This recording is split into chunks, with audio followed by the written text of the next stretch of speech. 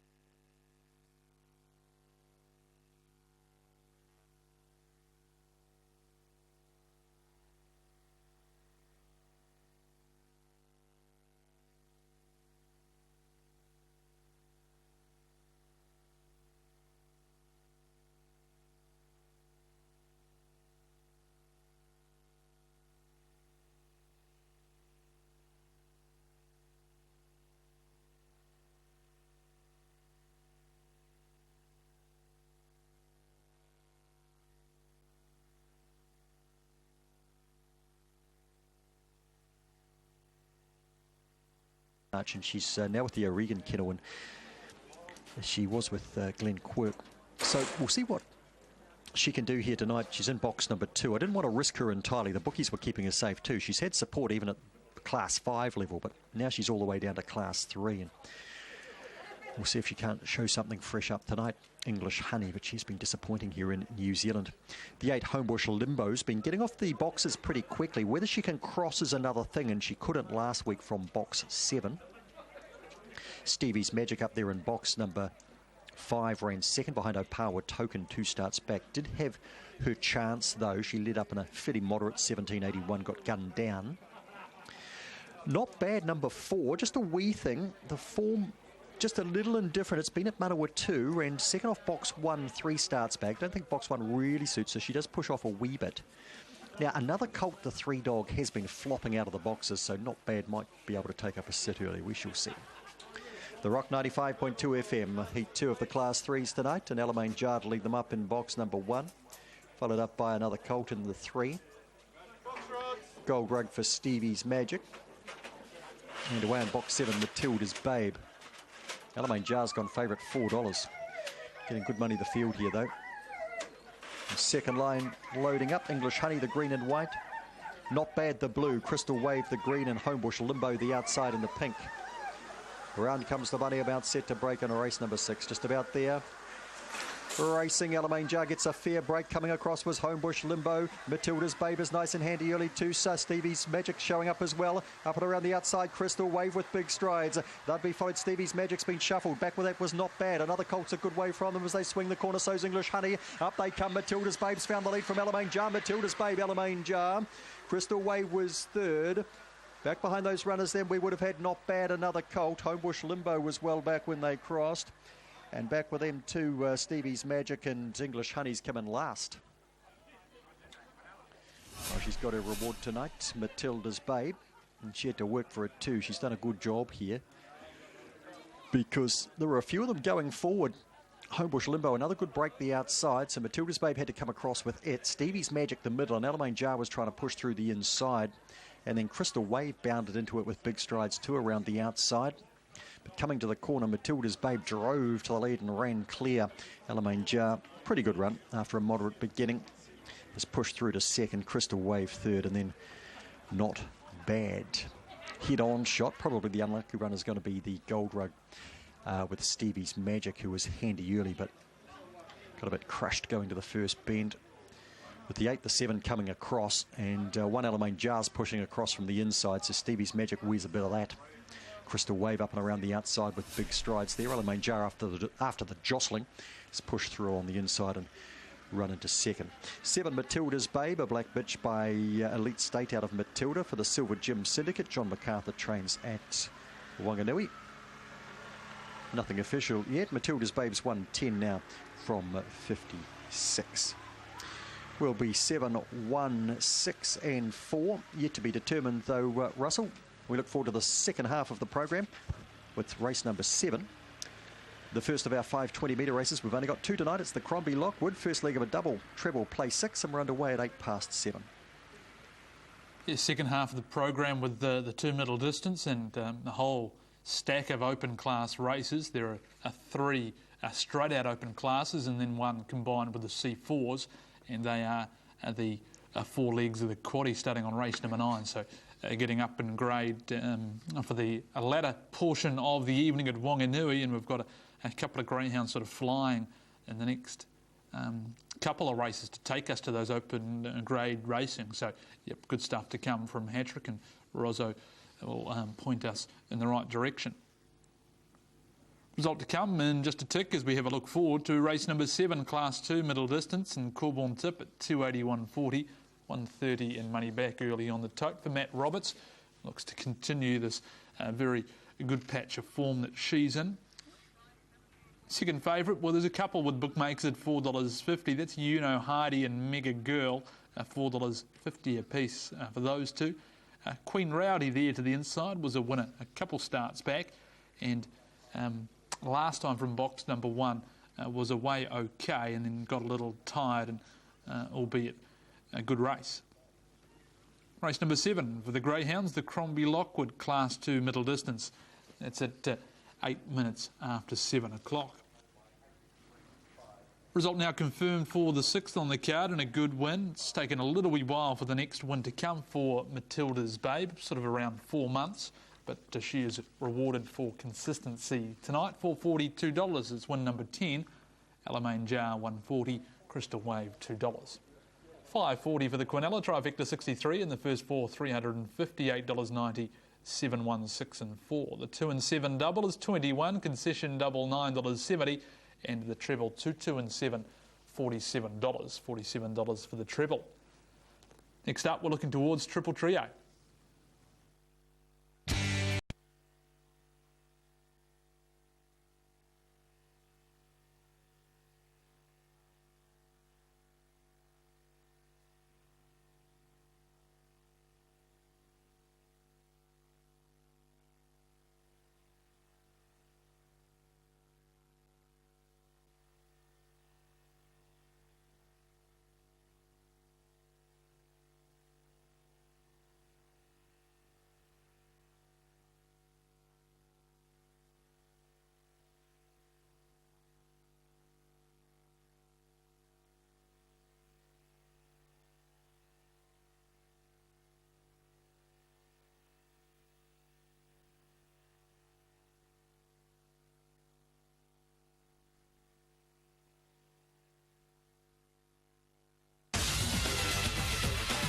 The Triple Trio tonight, starting on the next race at Alexandra Park, kicks off a trio of Triple Trios. Tonight it's $100,000 on the harness, $250,000 Triple Trio at Tauranga tomorrow, and $20,000 for the Greyhounds at Manukau on Sunday. So, yep, exciting stuff if you like your Triple Trios.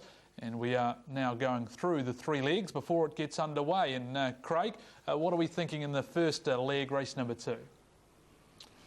Well, I think the Triple Trio tonight, Russell, the second leg, definitely achievable here. There's a really nice first starter in there called Connoisseur. We'll talk about him a little bit later. I've had Josh Dickey on pre-recorded. He expects him to win. Simple as that. Little fish. 3 or 4 really good chances in here. You've got Chili's Justice Strutter, who was very good 2 starts ago in the Jewels. On Ice is backed in. A little bit disappointing last week. $4 on the book. Chardon's Pearl, Gate Speed, Barrier 2, likely to go forward. Must go in your Triple Trio. And a horse that I think can upset them, Russell, $21 this morning on fixed odds, $7 now. Horse 11, Our Southern Man. I thought it was probably the best roughie on the night. Sectionals were great last runner this afternoon, $21 into $7.50. So for me, In the triple trio, I'd work around Chili's Justice Strutter and Our Southern Man.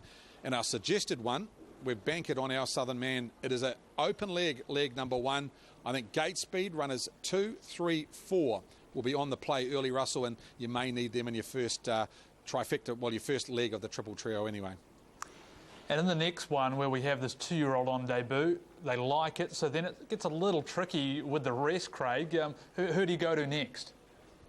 Well, I think Connoisseur will win, but he only has to run in 3 if you banker him. That's the story with the triple trio. Doesn't have to win if you banker him, as long as he runs in the first 3 with the runners around him. You're live going into the last leg. I think horse number 7, Spider Murphy, on what I've seen at the trials, looks a nice type. He's out of a nice race mare in Flying Spender. Gareth Dixon trains. Todd Mitchell takes to drive. He's been good at the workouts the last 2 weeks. Gate speed here from Elliot Daniel. Possibly could get across Connoisseur early on. He's shown good gate speed in his runs to date. So for me, I think number 3 definitely in the mix. If I had to take one more, horse 9, Flying Loose, would be the best roughie in the race. 1, the second row is not going to be a bad draw here. Probably posy up, 3 back on the fence. Short way home for Stephen Reid, Simon Lawson. I think Flying Loose in the mix as well. I think 2's a banker in the triple trio. Work round numbers 3, 7 and 9 with him in the second leg.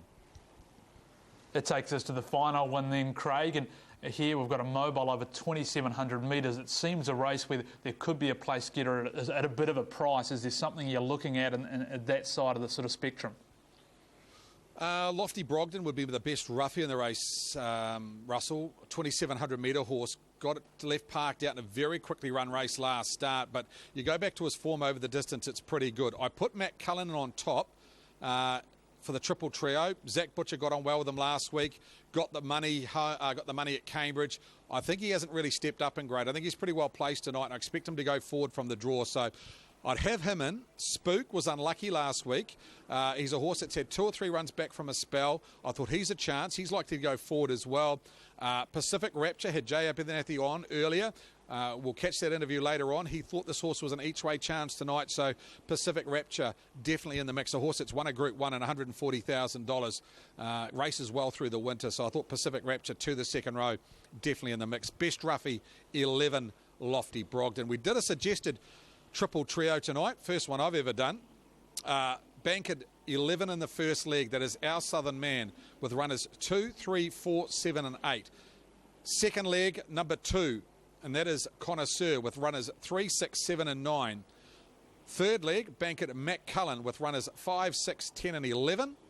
That cost you $36 for 10%. So 3 bankers there in the triple trio tonight, chasing $100,000. Of course, it wasn't struck at Cambridge through the jewels. Bodine Boaz did the damage there. And of course now jackpots to Alexandra Park tonight. As I mentioned earlier, caught up with Jay Abernathy. He is on Our Southern Man in race number 2, and this is what he had to say. Thanks, Jay. You've got a big team in tonight. The first of them, race 2, Our Southern Man. Gee, you made up good ground, the old boy, last week. You must have been pleased with the run. Yeah, it was his first run back. He hasn't done a lot and no workout, so we're really pleased with the run last week. Just hopefully today, if they go hard, he's a good chance again, but if they go slow, he's sort of no chance. Is he one of those horses that has to rely on tempo of the race and 3 wide with a bit of cover and 1 run at them? Yeah, sort of. At Auckland it does. When he's on the grass, he can sort of make his own luck, but in these types of fields, you sort of just got to rely on the tempo. And if they go hard up front, he's always going to be a chance. Tonight for the punters, an each-way chance? Yes, each-way chance. Like I would have been, if there was a couple of more leaders in the race, I would have been a little bit more confident, but it sort of depends on the tempo of the race tonight. Yeah, he's a seven race winner, this bloke, Our Southern Man. He gets in well under the conditions of the race. As I say, last week he was beyond Rock and Roll Arden, paced 2:43, and that was his first run for just on 3 months. So, yeah, he's a bit of value. As I say, at the $21, I think $7 now is probably where he's probably just inside that market that I'd take at the moment. But he can win, and for a triple trio, I think he's a must. Chardon's Pearl from the draw, likely leader or trailer, I think got to go in. Chili's Justice Strutter, just drawn a little bit awkwardly at barrier number 6 tonight. I had to sit parked out in that 3:21 tempo last week and fought on okay behind Kippenberger. James Stormont takes the drive for Ian Small. And 8 Major Command, best roughie outside Our Southern Man, was in that same race with Rock and Roll Arden last week. When you look at the tape, nothing finished better than 8 Major Command. Just the barrier draw. We'll need a little bit of luck from there. So for me, I marked them 11, the value on top, to beat runners 2, 8 and 7. Aaron White's numbers in race number 2 tonight. He's going with 2 Chardon's Pearl to beat 7 Chili's Just a Strutter and 4 On Ice. Triple trio tonight, Aaron. $100,000 the punters are playing for, and you're with 2 Chardon's Pearl. Yeah, with Chardon's Pearl, she's been racing well enough. Gets a nice draw here to work with tonight with the Wizard Todd Mitchell to do the driving, so I'm with her in the first leg of the triple trio. Chili's Just a Strutter has to be in the mix there. Neville and Dawn Meredith, wonderful stalwarts of harness racing in the Thames region, and they can certainly get some of the spoils here in the second. The 4 On Ice, who's certainly carrying plenty of support, got no luck here last Friday night when dragged back by a tiring runner. And the 8 Major Command, I expect a better showing from him tonight here too for Mark Burley. 2, 7, 4 and 8 for me, Craig, in the first leg of our triple trio. Aaron, just quickly, Connoisseur, banker him in the second leg? Yeah, he's been most impressive at the trials, hasn't he? And if he gets away with a cheap lead, and I can't see too much speed in there, he came home in better than 56 seconds in his last workout. If he does that, he'll beat those easily in race number 3 for mine. And in the third leg of triple trio tonight, I thought 7 Asiva was a bit of a chance off the inside, 2,700, Craig. He's a horse that's come up with a good barrier draw for the first time. This one trained by Jeff Whitaker. Shane Butcher takes the drive. You're right. He's a horse that hasn't had a lot of luck with the draws. And tonight, not saying he's got a lot of gate speed, but he won't posse up probably worse than trailing or 3 back on the fence. And the short way home over the 2,700 metres, you can see why you're looking at 1 7 Asiva. Outside the top 4 here, I thought Hanua Honey back to a mobile. The key here with this mare, she is a Class 5 mare and a 2-5 win field punter, so she's very well placed tonight. 3 starts ago she was a very good winner, and 2 starts ago chased home Millie Sampson in the North Island Breeders' Stakes. It wasn't a bad run. Last week she went to the stand at Cambridge, missed away. Back to the mobile tonight, barrier number 3. She's not without a chance. Logan Hollis's team going really well at the moment, and Hanua Honey, along with Underwood Road, flying the flag for their team at the moment. So horse number 3, Hanua Honey, good luck to Robert Death, who owns the mare by L. Sue. Drivers challenged. Maurice McKendry got 2 points in the first, Scott Phelan 3. So Maurice McKendry, who was favourite for that drivers challenge, probably has shortened up. We'll try and bring that market up graphically for race number 2 before they get underway. Of course, the drivers challenge will close race number 3 tonight at 20 minutes past 7. But Scott Phelan 3 points in race 1. Maurice McKendry picked up 2 in the first. He was $2.50, Maurice McKendry. Brett Mangos $3.30, Todd Mitchell $4, and any other individual driver at the quote of $2.90. Race number 2 tonight, as we get that driver's challenge, he's into $2.20. So with that 2 points, Maurice McKendry has shortened up. And beyond the mobile for the mid.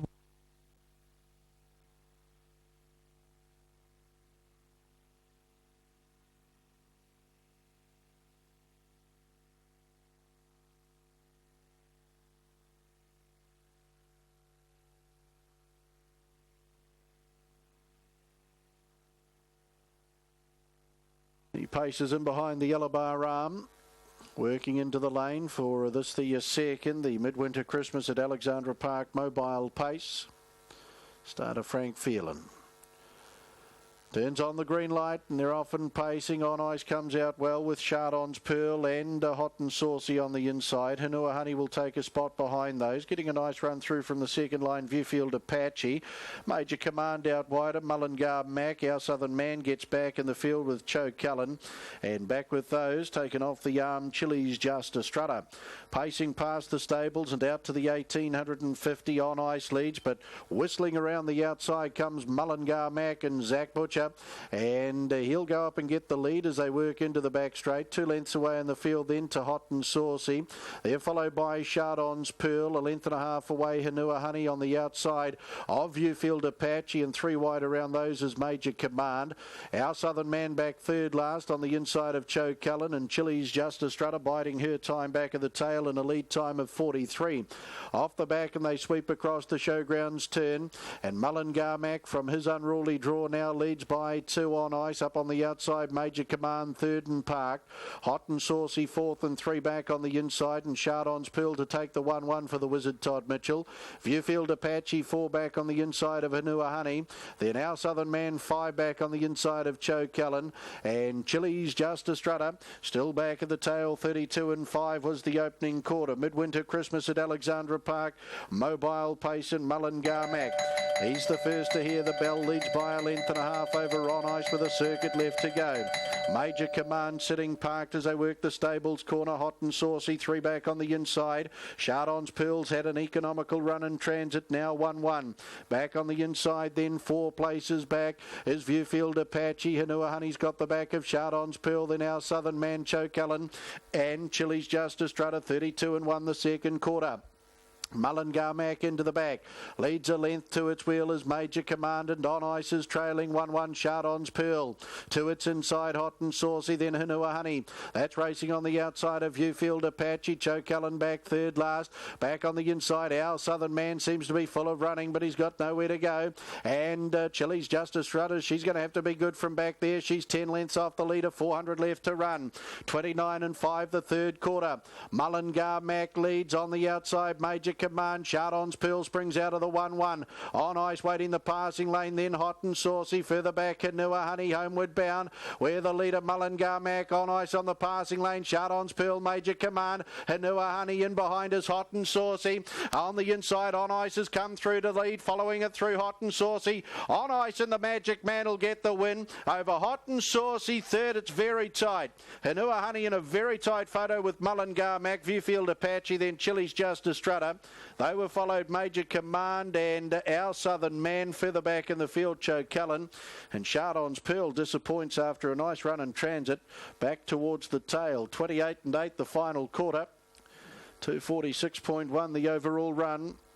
And on ice, took the early lead for the Magic Man. Handed up to Mullingar Mac. Gets the passing lane in the home straight and comes through strongly. Trained by Tony Hurley, the grin from ear to ear mare. And that's her second victory since coming up north. Following her through was Hot and Saucy to claim second. Photo for third for Triple Trio players. Hanua Honey closing in. She'll get it. She'll get third from Mullingar Mac.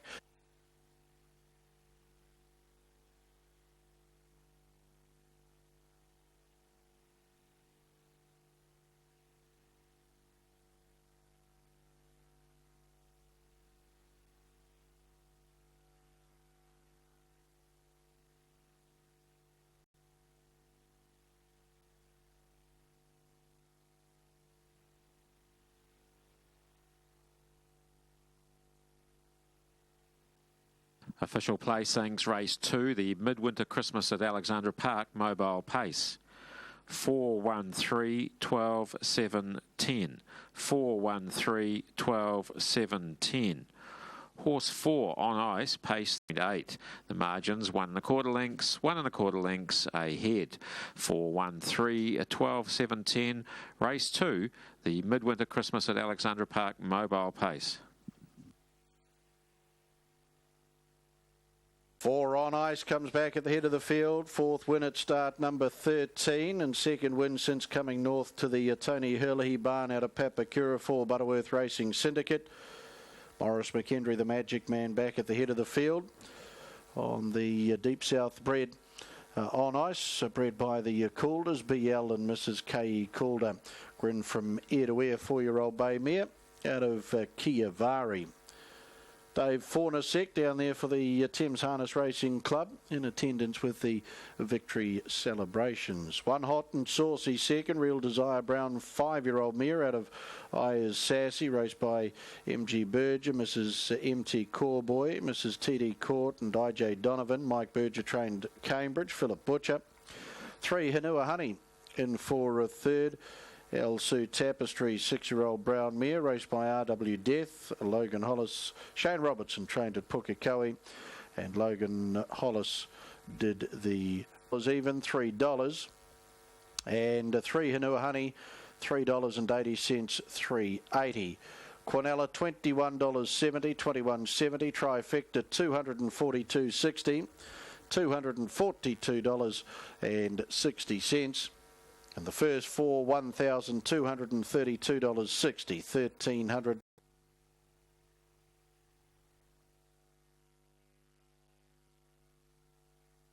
$318.78 live in the Triple Trio after the first leg. 318.78 live units remaining in the Triple Trio.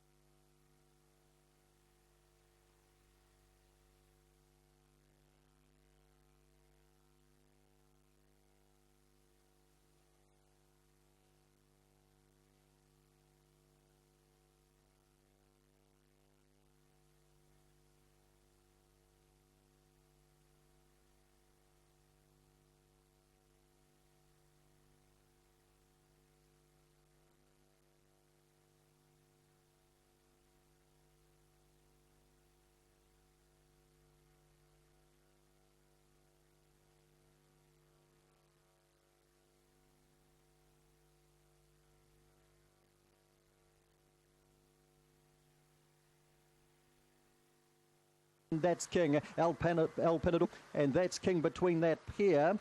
Noaki Hurricane got to the line. Another solid run from her Mega Girl. Seems to always be battling things out in second favourite. Inside one is Queen Rowdy, the one. She's by Regal Brett. And she was a Class 1 winner 2 starts ago and then was in that restricted age race for the Taranaki Club at Wanganui. And got away but didn't figure. And what's the price for her? $7, now $8 and $5.60 on the tote. But favourite out wide is Corborn Tip. And Rozzo, the one fresh up here, you know Heidi, what are we thinking about her today? Look, certainly taking notes, Russell. Look, it's amazing, really. She was a winner nearly a year ago in Class 2 company and ran a 30.44. In a Class 1 on a fast track, she'd run a 30.19. She's only had 6 starts in the last 11 months. We haven't seen her since before Christmas. The Lisa Ahern kennel did produce Laugh Like Santa, who hadn't raced since January, to win on Monday fresh up, and that was a mighty effort in Class 5. I wouldn't expect that from you, no Heidi, but I'll certainly be taking notes on her. The bookies taking no chances this morning at $4, although they've eased her now out to $6.50. The money's been with Corborn Tip. The 8 opened at $3.50 this morning, now right into $2. Now, she's in very good form.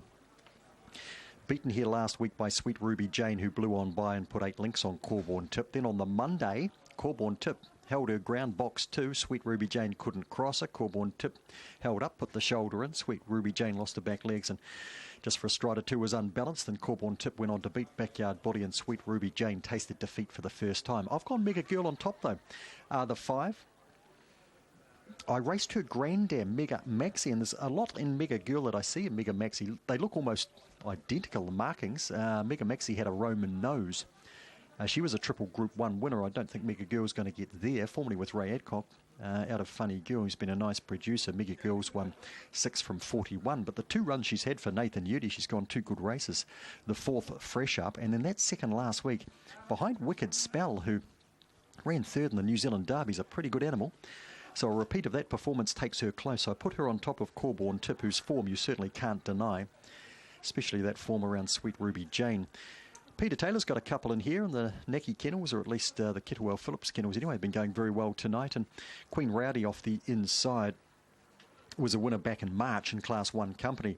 Then lined up fresh in a restricted age race, the Ivan Frost Memorial, on the Taranaki night of racing here, and finished 5th. And you consider Blue and Curly What's Up G checked the mail with the first 3 home, the Class 4 and 5 dogs. Mariah was 4th, and Mariah lines up here. Queen Rowdy was 5th, so she could show up and run a place here. And same goes for Mariah, because she was 4th in that particular race with the 2 C5s and a C4 ahead of her. She's had 1 run since, but that was ahead of the Breeders' Stakes, so she was entitled to finish back in that. It's an all-female race, this. Dipsy Lala dropped out badly last week, pulled up with a bit of muscle pain, but cleared to race tonight, usually on the pace. Derby Lane's been going some cracking races lately. Was only half a length off Corborn Tip last week, and look at the difference. Underway, 520-metre start. First leg of place 6. And the favourite Corborn Tip starts the outside, and she's at $2.20. Loaded and ready. Queen Rowdy. She's rowdy. She's keen to go the inside. Round comes the bunny, set to break. And racing, Queen Rowdy steps faster. Getting out quickly, 2 would have been You Know Heidi. Dipsy Lala closer in. Corborn Tip's going to get caught out on a limb here as Mega Girl drives up between runners. Also getting flushed out wide was Ruth's Raider, who's actually drifted back to last as they swing on down the back straight there. Good speed. And will pick up the leader. And it is You Know Heidi fresh up who's in front. Mariah's trying to push hard the inside. Dipsy Lala's still there. Mega Girl back the inside. Corborn Tip still trying to get down the outside to nut off there. Mega Girl just in behind them. Then would have been Derby Lane. Well back in the race then we had Corborn Tip wasn't a factor tonight, nor was Queen Rowdy, who's coming a margin last. Lisa Ahern, Brendan Cole, all the workers, unbelievable. They've done it twice this week, and this is a fabulous effort to turn out a greyhound in a good quality Class 2 field here. It was Class 5 on Monday with Laugh Like Santa, and You Know Heidi has lasted to score from Mariah. Roots Raiders dashed into 3rd, close up Mega Girl and Derby Lane. Queen Rowdy got out fairly, but the pace came from You Know Heidi to lead, going around the first bend. And then look at the lineup here going around. There's the 5 wide going around here, and Corborn Tips caught out on a limb around runners. Juno Heidi kept up that gallop in front. Hasn't been sighted since December 23rd. 6 starts in the last 11 months. It's Lisa Ahern and Craig Rendell. Their dog 2 on Monday with Laugh Like Santa. And to produce 2 in a week like this speaks volumes for the ability of the kennel to get them up and running so early. No official result yet. Judges' box is full of people. Actually, there's a lot of people on track here tonight. I think they were doing 120 dinners downstairs, and there's a few of them gathered in the judges' box for that particular race. Judge will find his way through the traffic short. He's been checked twice. Just getting over to my window. Here we go. 4, 6, 7, 5, followed home by 3, 2, 8 and 1. A neck by 2 1/4 by a half, and the winner's time was 30.46. Run home 11.42. So number 4, Heidi, a black bitch by Primo Uno out of Allegro Charm. Lisa Ahern and Craig Rendell. Lisa Ahern, the trainer at Palmerston North, wins 6 at start 27. Take some notes, I said, Russell. The notes I'll write in, I think, is never leave out an Ahern runner, even if they haven't raced for 6 months. You've got to tip your cap to them and the team, don't you? It's an incredible performance, and yep, they've got this one absolutely spot on.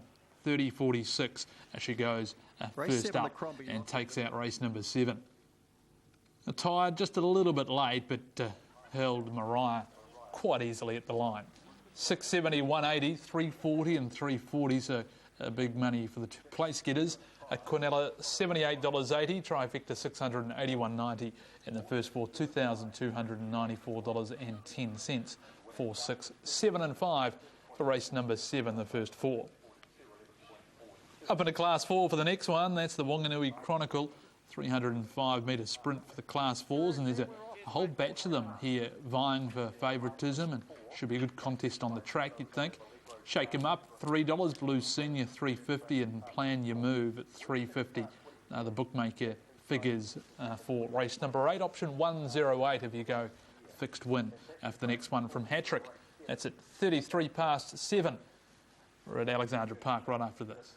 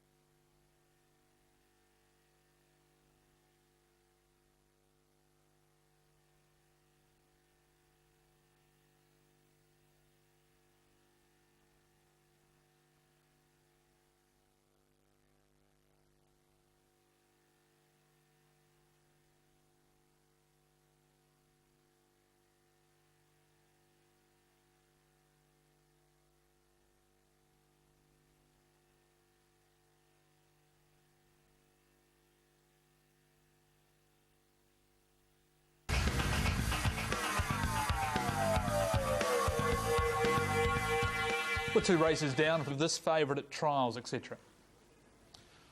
Oh, he's a very, very smart individual, Russell. He's only a 2-year-old, a little bit green, but he's had 3 trials that I've seen him. The last of them was at Alexandra Park here last Saturday morning. He blasted off the gates, showed real good gate speed to lead, went a very good time, home in a quick 56 seconds, and really never got out of second gear. I think he's a wild races, Russell, and he deserves to be a hot favourite, and he'll run through 95% of those triple trios, I suggest, that are live after the first leg. So I caught up with Josh Dickey earlier in the night. He's got a bit of a rap on this bloke in the last 2 weeks. He's gone very well. Yeah, he has. You can't argue with that, Craig, to be honest. Even the day he qualified, when he ran third, he's come from last and got knocked over at the half, and I still clocked him home in 56 and a bit that day, and I didn't really ask him too much. And his trial after that sort of really showed me that he has got the ability. We thought he has 55 and a bit, 26.7, and that's pretty impressive sectionals for a 2-year-old, that's for sure. Tell me, you had a nice one in Julieta Rancic that's headed overseas. Where would this one line up against that individual that won very impressively first up? Yeah, look, two complete different horses, to be honest with you. But this guy, he certainly showed a little bit more than what she has, without being rude to her or anything. But, you know, he just really does seem to have that package a wee bit. The only one thing I would say, he's just pretty green. You know, he's taken us a bit to get going. And, you know, I think you'll see a bit of that tonight. But I still think his class will pull him through, that's for sure. Gate speed was great here on Saturday. Drew about 2 or 3 and shot out of the gate. Drawn similar tonight. Would that be the tactics to look to go forward early? I think so, yeah. This is the way he showed the speed out of the gate the other day. But as I say, I'm going to have to be pretty careful with him because he can do a thing or two wrong. And, you know, I'll just play it by ear and see what happens. But I just still think no matter what happens off the gate, he still should be too good for this field. Yeah. That was Josh Dickey with his thoughts on Connoisseur. That horse that we saw warming up was actually going around in the non-tote. So if we get a chance, we'll get a shot of number 2. Jay, you've got Christian Jazz going around in race number 3. Only a 2-year-old. Is he a horse that at this stage just learning about the game? Yeah, he's been really disappointing. He can't really go right-handed. He's actually on a plane tomorrow to Melbourne, so this is the last start tonight. So I'm just hoping he gets around safely. Over there, he's a 2-year-old. Is he a horse that, you know, a horse that punters can follow when he gets over there? Maybe, yeah. He does work a hell of a lot better left-handed. That's the main reason he's heading over there. Jay's thoughts on Christian Jazz on a plane tomorrow, heading overseas. The last start in New Zealand, of course, formerly trained in the South Island, will do his future racing in Australia. Christian Jazz going to talk to Jay during the night. He's got 3 or 4 decent chances. There's Connoisseur, the horse we wanted to have a look at. Geez, a lovely individual. This one by Better's Delight. Get a little bit worked up in his prelim today. Of course, first time under lights. A lot different than racing against 5 or 6 horses on a day trial. But, gee, he's got a big motor, and punters think he is very hard to beat at 130 on the book, 140 on the tote. Dangers, can't back him individually at that price. Where are they? The horse on screen at the moment is 3 Elliot Daniel. He's got gate speed. Whether he can get across Connoisseur is going to be a big question mark. If he does, he will take a trail. He's not a horse that likes to stay in front, so he'd hand to the right one. More than likely that'll be the favourite. So if he ends up in the trail, Elliot Daniel, great chance to run in the trifectas. The horse that I do think will run second is number 7, Spider Murphy. He's been good at the workout. So this one trained by Gareth Dixon, on shot now, the son of Al Sue. He's going to pick one up at short notice. Maybe not tonight, but a horse to follow. Mark him down. 7 Spider Murphy. Nice type out of Flying Spender. Them here by Sansa Flying. I think certainly can run in the top 3. And outside them, horse 9 Flying Loose. Won the second row. Stephen Reid trains with Simon McMullen. Simon Lawson takes to drive. Should punch through from the second row and can run in your top 4. So I marked them 2 on top, clearly on top. One of the bets of the night to beat 7, 9 and 3. Best of the rest, number 6. I Am the One. Aaron White, 2, 3, 6 and 11. Looking forward to seeing this debut runner go round. Race number 3, number 2, Connoisseur. He's a lovely type by Better's Delight, and he gets up with the right draw on the back of what was a very good workout win here not so long ago. Joshua Dickey, the co-trainer, along with Dad John, will take the drive here on Connoisseur, and drawn to dominate, and dominate he should. The 2-year-old, 3 Elliot Daniel, good second placings, 2 and 3 start. Lara O'Brien, the breeder here. Morris McKendry for the Cooney and Hopkins team. And I thought number 11, General Tim, put in a cracking run at Cambridge when last produced. $6.30 the tote. You get the aggressive Brent Mangos doing the driving. Could be well worth a place bet. 2, 3, 6 and 11. Thanks, Aaron. I think some 370 live after the first leg of the triple trio. Good luck to you if you are one of those individuals going through to the second leg. Most of them will be on that horse on shot now, number 2, Connoisseur. Of course, pick 6 starts race number 4 tonight, so bear that in mind with a 9-race program tonight. Pick 6 starts race 4 at 7:45. Get your investments on prior to that. Thames Dental and Thames Dental Mobile Pace, race number 3 tonight. And the Yellow Bar Arm for this, the 3rd of our 9-race program on 2014 Thames Cup nights under the ribbon of light at Alexandra Park. Into the lane they come. Thames Dental and Podiatry Mobile Pace. There now, green light activated by starter Frank Phelan. They're off. Christian Jazz out strongly with GJ Seals to Connoisseur's going to hold a prominent spot. There followed Elliot Daniel, and out wider I Am the One. 3 lengths away in the field as they turn out of the home straight. Black Santana racing on the outside of Flying Loose. Back in the field is Spider Murphy. Second last is Smiling Tom, and General Tim on the outside for Joshua Dickey to take over at the 1700. 2 lengths away to GJ Sealstar. There followed Elliot Daniel, the second favourite, now obliged to sit park. Flying Loose on the inside of I Am the One, who's got the 1-1. A length and a half Black Santana, then Spider Murphy. Smiling Tom looks to start a 3-wide run from the back, and 3 lengths General Tim. Lead time 42.2 as they sweep across the showgrounds turn, and Connoisseur. A length and a half in the trail, Christian Jazz, Elliot Daniel third and park, GJ Seals to 3 back on the inside. I Am the One, he's got the 1-1 for the Magic Man, Morris McKendry. Flying Loose to its inside, a length and a half Black Santana. On its back is Spider Murphy and the Wizard Todd Mitchell, and General Tim second last now on the inside of Smiling Tom. First quarter 31 3. Thames Dental and Podiatry Mobile Pace at the Judge Bell, and 1 left to go, and Connoisseur doing it nicely in front for Joshua Dickey, a length and a half over Christian Jazz as they work the stables corner. Elliot Daniel parked on the outside of GJ Sealster. I Am the 1-1 around Flying Loose. Then Black Santana back in the field. General Tim to its outside was Spider Murphy, and Smiling Tom back last. 31 6 the second quarter. Into the back goes Connoisseur. He's still got the ears pricked, a length and a quarter. Christian Jazz up on the outside. Elliot Daniel. GJ Sealster locked away. 3 back on the inside of I Am the One. Then Flying Loose. Spider Murphy starts a run. 3 wide around Black Santana. Back in the field, General Tim and Smiling Tom. 500 to go. Connoisseur. He's just given him a wee bit more rein, and he comes away beautifully on the bridle by 4 to 5 lengths here. 30 4 was the third quarter. In second, Elliot Daniel getting around runners Spider Murphy. Black Santana back on the inside. Connoisseur, mark this down. Here's a horse going places. Connoisseur, one of the best debut performances you'll see at the park for quite some time. Second, I Am the One, and to make it an all debutantes trifecta, Spider Murphy in for third. They were followed Black Santana, then Elliot Daniel. Flying Loose. Further back in the field, General Tim with Smiling Tom, GJ Sealster, and Christian Jazz will be the last one through. That's Dickey. Just gave him about an inch more rein at the 450, and he put 4 to 5 lengths on them in the twinkling of an eye, and he's come away nicely. Second, I Am the One. I've got to go Cullen Gelding on debut, and the El Sue Gelding, Spider Murphy for third, then Black Santana. Thames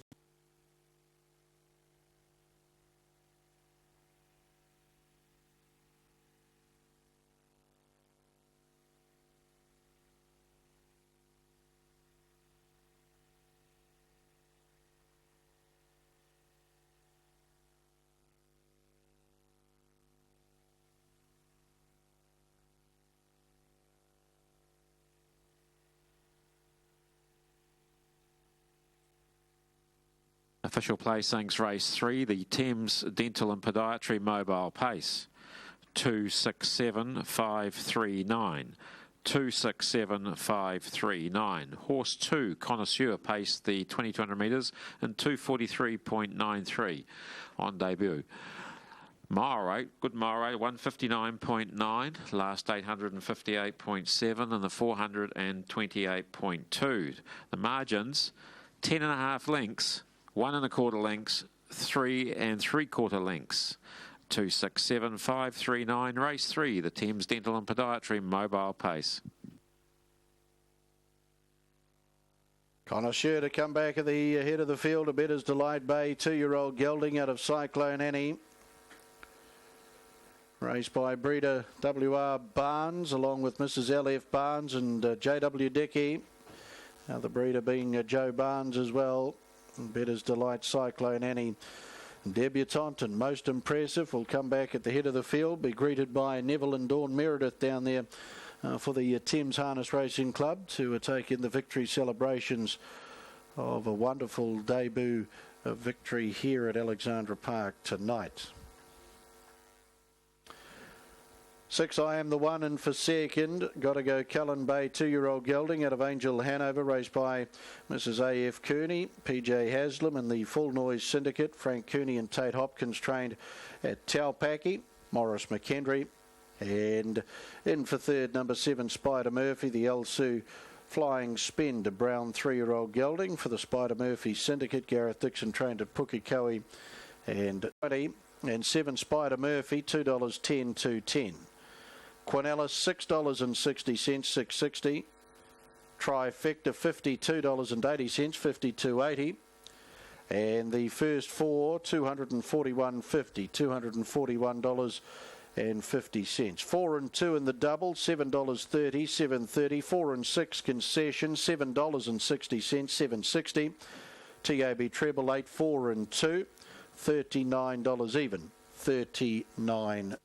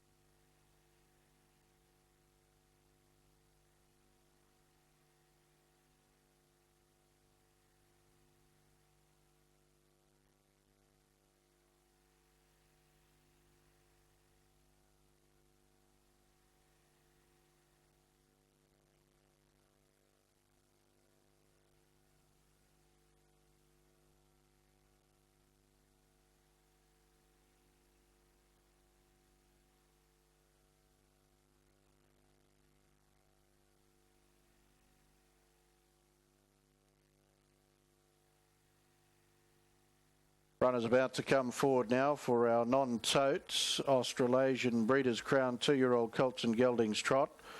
20.06 live in the triple trio. 20.06 live in triple trio. 1, 3, 4 into a 2, 6, 7. The numbers required at this stage in the TT.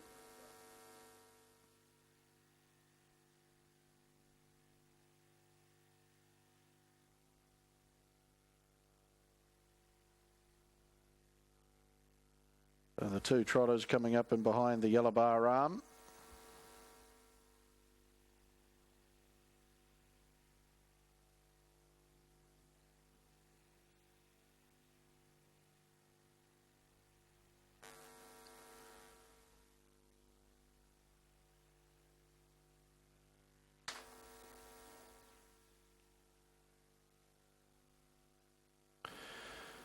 So into the back they go. Prim's Luck, the New Zealand 1700 metre record holder. And Anzac 2 is outside. With the green light flashing, and they're often trotting in the non-tote event, the Australasian Breeders' Crown 2-year-old Colts and Geldings Trot, and Prim's Luck will show out here, the son of the Prez, looking for his fourth victory tonight at start number 7. Last started Harness Jules Day. And Anzac, he'll settle down in a second. The son of Peck is a spur in the hands of Steve Cornwall. James Stormont as they sweep out of the showgrounds turn and into the lane. Aboard Prim's Luck here. Will lead away by 2.5. In second is Anzac as they work down the lane. And the opening quarter in 33.8. So Prim's Luck trotting along boldly in front. We'll work down to the judge with 1 to go. Anzac in a gap of 3 lengths is second in the Australasian Breeders' Crown 2-year-old Colts and Geldings Mobile Trot. They're working the stable's corner, their one and only time, and Prim's Luck. He's got the ears pinned back and he's trotting along nicely in front. Leads by 3.5 now, Anzac. That second quarter in 33. So Prim's Luck who set the New Zealand 2-year-old record at a mile rate of 2 minutes 0.8 at Cambridge back on the 15th of May. And he clears away now by half a dozen over Anzac as he gets to the end of the back straight. And Prim's Luck, Australasian Breeders' Crown, as Prim's Luck comes into the home straight. And Prim's Luck trotting nice and boldly. And he'll take the Australasian Breeders' Crown 2-year-old Colts and Geldings trot in emphatic fashion. James Stormont on the son of the Prez down to the line and does it most impressively. Anzac will be the second across. Final quarter 29.2.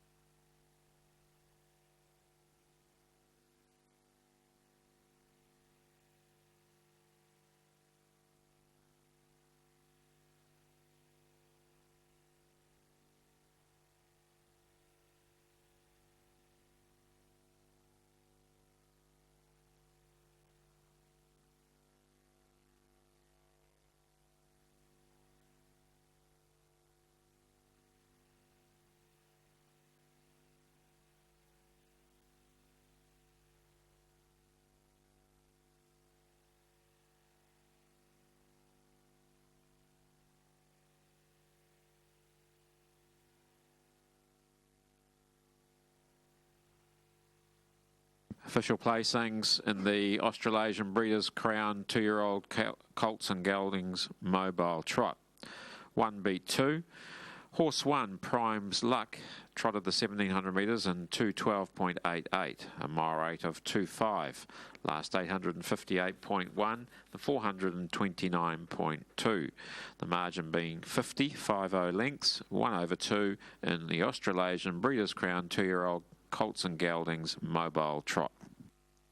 Prim's Luck raced by James Stormont along with R.G. Edmonds and Mrs. D.C. McGregor. James Stormont, the trainer-driver, out of Pukekohe, bred by the Timses, Mrs. R.G. and B.R. Timms. Too strong for Anzac. The Pegasus Spur, Immortality, 2-year-old brown gelding, raced by Mrs. S.M. along with S.J. Cornwall. Steve Cornwall, the trainer-driver, out of Pukekohe.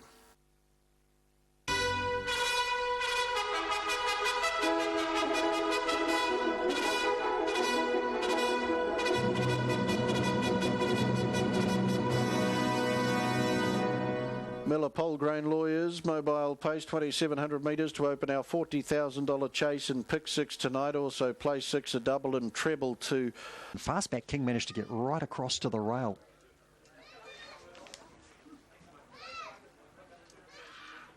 So the 8 or the 4, the 4 or the 8. The 4's head was just starting to go up and the 8 was going forward the inside. So that's made it very close.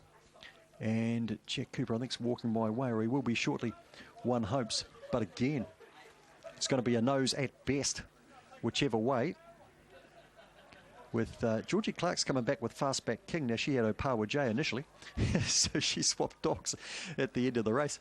And she might be coming back with the winner, but there's no official confirmation. And Plan Your Movers run third after again missing the start and then looping up and around the outside quite quickly. And the race changed dramatically there with the 6 Another Drink coming across on top of Blue Senior. Now, they haven't been told out there, so they're just walking side by side as far as I'm aware. And here comes Jack, and he says it's the 8. 8, 4, 7, 1, then 6, 9, 2 and 3. 1781 the winning time with a run home of 10:33. A nose by 2 1/4 lengths by 2 1/2 lengths the margins. Fastback King by collision out of Fastback Queen. Blue Knight Rose Syndicate, Arnie Clark at Foxton. Win 6, start 61. $20 shot in race number 8. Race number 9, first leg of the quaddie, the Harrison Hire Master Class 5, and it's due to go at 7:58. Excellent mark, and we go to the open grade for basically the last 4 races, aside from a mixed grade race number 10. Yeah, $20.60 and $3.80 Fastback King in the tightest of photos. Rebel City $2.50 and Plan Your Move $1.60. $152.50 is the Quinella, trifecta $804.30, and the first 4 $4,604.40, 8, 4, 7 and 1. 4 and 8 in the double, $43.60 in the concession double, 4 and 4, $23.40. How tight was that? Fastback King and Rebel City. He was holding, and then right on the line, he just was unlucky to have the sort of snout up, and Fastback King had stretched out. That's how it is on the line sometimes, and boy, if you had the 4, you probably thought you were in. Now, the pick 6 starts next at Alexandra Park. That's $40,000. Before we go and concentrate on that, we have a look to the next at Wanganui, because it kicks off the quaddie. The quaddie tonight here at Hattrick Raceway is underway. Race number 9, 7:58 is the start time, and each leg is for the Class 5 performers. So we're going the top grade races here, and I'm actually going to go for, would you believe, 3 anchors and a spread in 1 leg tonight. And the first leg, Run Lacey Run off the inside. She's got an outstanding record from box 1, and her 2 recent performances winning from box 1. One at the expense of Pop Some Tags, who's been dominant since, would suggest that she can do the job here. It's not a bad field though. The 4 Exponential Lily, a greyhound who's been hit or miss at the start lately. If he could hit tonight and Run Lacey Run dwelt the inside, then things could be different. And the 2 Red Mover Hoover ran a really good race last week. Number 8 numbers, I went 1, 4, 2 and 8, but Run Lacey Run an anchor in leg 1 for my suggested quaddie tonight. And leg number 2 is the Keenan Concrete, Class 4 and 5 over 520 metres, going with the talented Really Clever to win again off box number 6 and happy to anchor. But if you want some backup, should he dwell at the start, find a wee bit of trouble. There's dogs that are only a length and a half, a couple of links off him lately, the likes of Inside, because she's stepping up from a Class 3 win into Class 4 and 5. But the winning time 2 starts back here, June the 6th of 29.89, was actually faster than Really Clever's win on the night. So clearly she's got the goods. She can be a wee bit windy when she gets into tight spaces. 6, 5, 7 and 1, but for the suggested quaddie, just the 1 on the ticket, and that's number 6, Really Clever. And into the second half, well, it's race 11, the million drawn inside it. The 7 Armed Forces, a couple of recent seconds have been here on the track, 1 from box 7, although I'd prefer it in closer. Rhoda Vegas Rara off the inside for Scott Payne, brings some good northern form here and gets the inside trap. And then the 2 Chokti Alice has won twice at outside odds recently. Going to throw in 3 B Rabbit, can win a race like this. 4 Kazillion, just racing amazingly well. First up in C5, a cracking second behind Pop Some Tags. And Opawa Sister off the outside. Only dog I'm leaving out's Glen Addis. No shame on her, it's just that she's rising 5 and we haven't seen her since January. Numbers there, in this order, 5, 7, 1, 2, 3, 4 and 8. Make it nice and easy in the last leg. Number 1, Pop Some Tags, has had 3 box 8s in a row and 1 from there. But he's been pretty lethal from box 1 in the past too. And unless he made a hash of the start, he should really be winning this. So number 1, Pop Some Tags on top. 2, Sir Richie. 3, Waterbug. 4, Inazuma. I thought the next best 3. Inazuma's been placing a lot. Pop Some Tags would have to make a pretty bad mistake at the start, I think. So a comfortable anchor in the last leg. And consequently then, dollar units just to cost you $7 for those 3 anchors of Run Lacey Run, Really Clever, Pop Some Tags, and then those 7 dogs in race number 11. Many ways you could play it, and you might want a backup percentage ticket too. That's the way I usually play it, to cover some of those anchors just in case. Anyway, as I say, whichever way you play, good luck tonight here at Hattrick Raceway. Quaddie starts on the next for the dogs, and now it's the $40,000 pick 6 at Alexandra Park for the Thames Harness Racing Club. So $40K on the line starting on this one here. It's race number 4, mobile pace at 2,700 metres. You do get your bets on nice and quick. We are now getting closer to start time, and Craig, he was very good, that connoisseur. Oh, he's a very, very nice 2-year-old, isn't he, Russell? And the margin probably flattened the rest, 10.5 lengths. Could have been closer to 15 if Josh had really let him run from about the 200-metre mark. He just eased up on him, and he's got a bright future, and be interesting to see what they do with him now, whether he stays on for a couple of more races or they turn him out and look for him to race as a 3-year-old. I might get hold of Josh later in the program, or John Dickey, and we'll might discuss where they go with the son of Better's Delight. First leg of pick 6. This is a very tricky leg, Russell. Of course, last leg of the triple trio as well. 20 live units live in the triple trio. Good luck to you playing into that $100,000. I'd suggest you go wide if this is the first leg of the pick six that you're looking to play into. This is a very open market. 380 the book, Spook, 370 the tote. He was slightly unlucky last week. Want to get a comfortable trip. He's more a 2,200 metre horse, so thought he's a chance. Matt Cullen was great winning last start. I think I'd put him on top. Outside them, you've got the likes of Celtic Warrior, who's a likely horse to go forward, and Pacific Rapture. Jay Abernathy takes the drive, 8:30 on the tote. Early in the night, I caught up with Jay, and this is what he had to say about Pacific Rapture. Jay, you got Pacific Rapture going around in the fourth tonight. Horse that's won $140,000 and including a Group 1. She's just knocking on the door at the moment. Is tonight her night? I hope so. She's been missing away at the start with the last 3 starts, and it's basically costing her most of the time. But with correct manner, she can be a big chance, but it all happens at the start.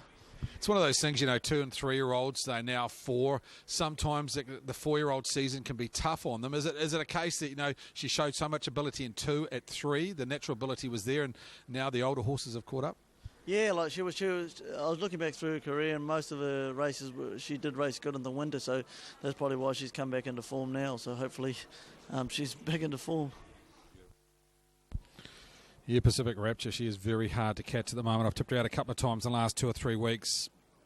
The score up, Jay's right. She's been missing away and trying to catch the mobile and losing a lot of leeway by burning petrol just to catch the mobile. And then at the end of her races, she is a spent force. So 2,700 metres tonight. The score up's the key with her. I haven't found her in my top 4 because I think she has a risk, but I suggest you go wide. It's a very open leg. 7, 11, 5 and 6 for me. I think Lofty Brogden, probably the best roughie in the race. Aaron's numbers, first leg of pick 6. He's 1, 7, 11 and 6. Sivana Siva, he's found a place for in the first leg of pick 6. Second leg, very keen on Ballyronan. Think one of the bets of the night tonight. Horse 5, Danger 6, Rare Opportunity. Third leg, I thought Norvik Night Owl, the bucket list, sticks it to him and Steal a Light. That'd be my top 4.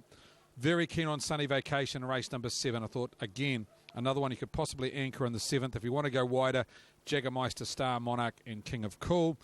The 5th leg of pick 6 tonight, I think Spare Change, if you had to go short, would be close enough to an anchor. Outside them, Sweet Lucy Brown, Belle de Jour and maybe Atomic Blonde. And the last, that is the trap race, the Maiden Trot. I put Monseigneur on top on his run in the Jewels, but he has a risk from a stand. If he does it right, he should win the last. I thought 1 and 3, the clear dangers in the Maiden Trot. Aaron White, first leg of pick 6 tonight, playing for $40,000. You're going Sivana Siva on top. Yeah, a wee bit of recompense, I think, for us Queensland supporters after New South Wales picking up their first series in a long, long time on Wednesday night. So, drawn barrier 1 for the current role that New South Wales is on. Great player he was for Queensland, Sivana Siva. So, Shane Butcher for me. Each way, 14 and 420 is going to get a lovely run from the draws. 7's in the mix, Mark Cullen after his victory at Cambridge. 11, Lofty Brogden. All 3 career victories have come over the 20. In behind the yellow bar arm for the 4th. Miller Polgrain Lawyers, Mobile Pace. First leg of the chase for 40,000 and pick 6 tonight. We also open place 6 at double and treble. And into the back they go. Miller Polgrain Lawyers, Mobile, Green Lights. They're off and pacing. Celtic Warrior comes out strongly, as to Spook, and Cut the Cards on the rush to see where he'll end up on the inside. Maybe 3 back as Celtic Warrior gets around Cut the Card. Spook will be left parked.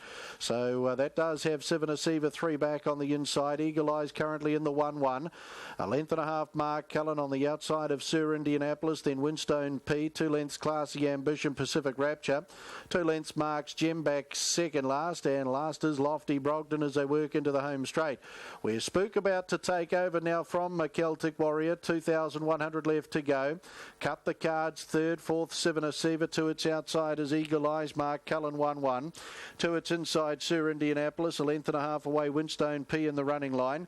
Then Classy Ambition to the inside. Pacific Rapture third last, on its back second last is Mark's Gem, and in turn Lofty Brogden back at the tail as they make the stables corner. and with just under 1900 metres left to pace, where the leader is Spook and the Wizard Todd Mitchell, a length and a half. Celtic Warrior cut the cards is third and three back on the inside, with Eagle Eyes fourth and parked on the outside of Sivana Siva. Mark Cullen and Zach Butcher in the 1-1. Then back on the inside is Sir Indianapolis, a length and a quarter away to Winstone P, racing on the outside of Classy Ambition. Pacific Rapture's back with Mark's Gem and Lofty Brogden. 1:23 and 5 was the lead time as they get to the end of the back straight. And Spook leads. A length and a half. Celtic Warrior cut the cards. Eagle Eyes is parked around Sivana Siva. Mark Cullen 1-1. Sir India.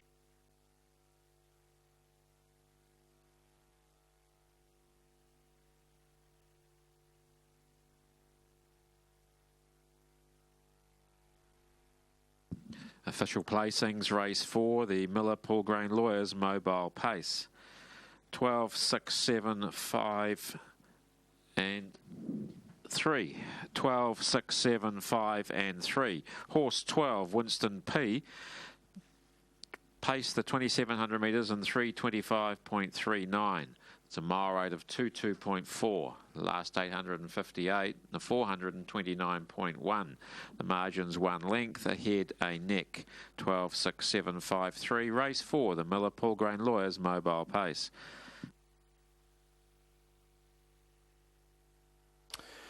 Back at the head of the field, Winstone P, Live or Die, lot of talk. 7-year-old Brown Gelding, raced by AJ Sharp, Andrew Sharp, along with Mrs. GC Sharp and KC Sharp. Congratulations to you. And career win 7 tonight at start 73. Driven by trainer Andrew Sharp and co-owner, training out of Pukekohe.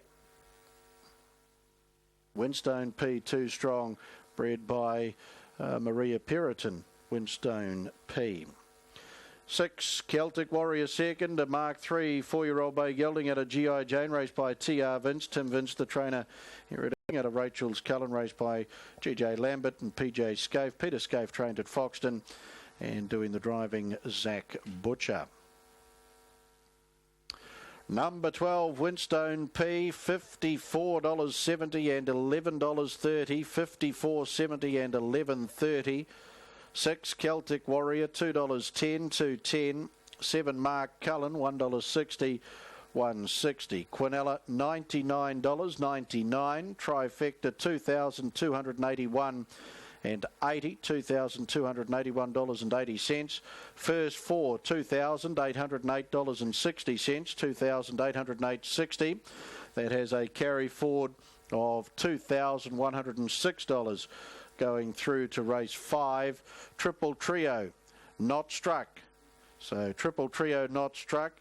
80,000 to carry forward, and the Triple Trio concession to return $227.90. $227.90 for the TT concession for picking up the first 2 legs of the TT tonight.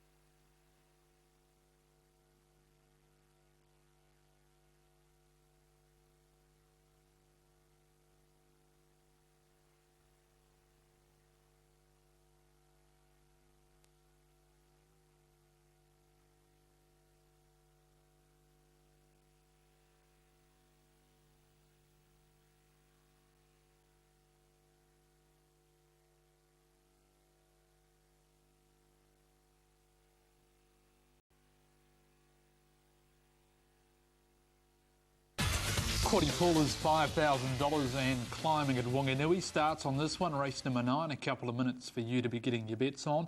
And it starts with Run Lacey Run and Mark Rosanowski. This box 1 record is starting to get incredible for this girl. It is. It's very good, isn't it? Across the board, though, she's very good. Russell with 31 wins from 72, a magnificent strike rate, and 23 minor placings too. She's won 25 from 59 on this track and 20 minor placings, so quite remarkable, really. Might have a look at her latest effort, Run Lacey Run. She was beaten last week, came off box number 7 in the black rug, and she did very well to recover really from a moderate beginning, and Chocked Ellis got away. So that's her in the 7 there, starting to work her way through the pack. Comes Run Lacey Run back and behind these runners. Then we've got Opawa Wally and Vicky's Quest. Up they come. Chocked Ellis screams away and scores. Tight second and third. Ooh, maybe in Azuma or Run Lacey Run. Not too much in that. Back behind them, Nitro Lewis and Opawa Wally. Now, she can do that sometimes, miss the kick or just dwell a wee bit. From box number 1, she's got the ability to push through even if she did do that. The last couple of runs from box 1 for her, though, she has made no mistake. She hopped out very well from box 1 at Monaco 2 starts back. And going back 5 starts, she had box 1 here with Popsum Tags, the form sprinter in the CD, drawn next to her.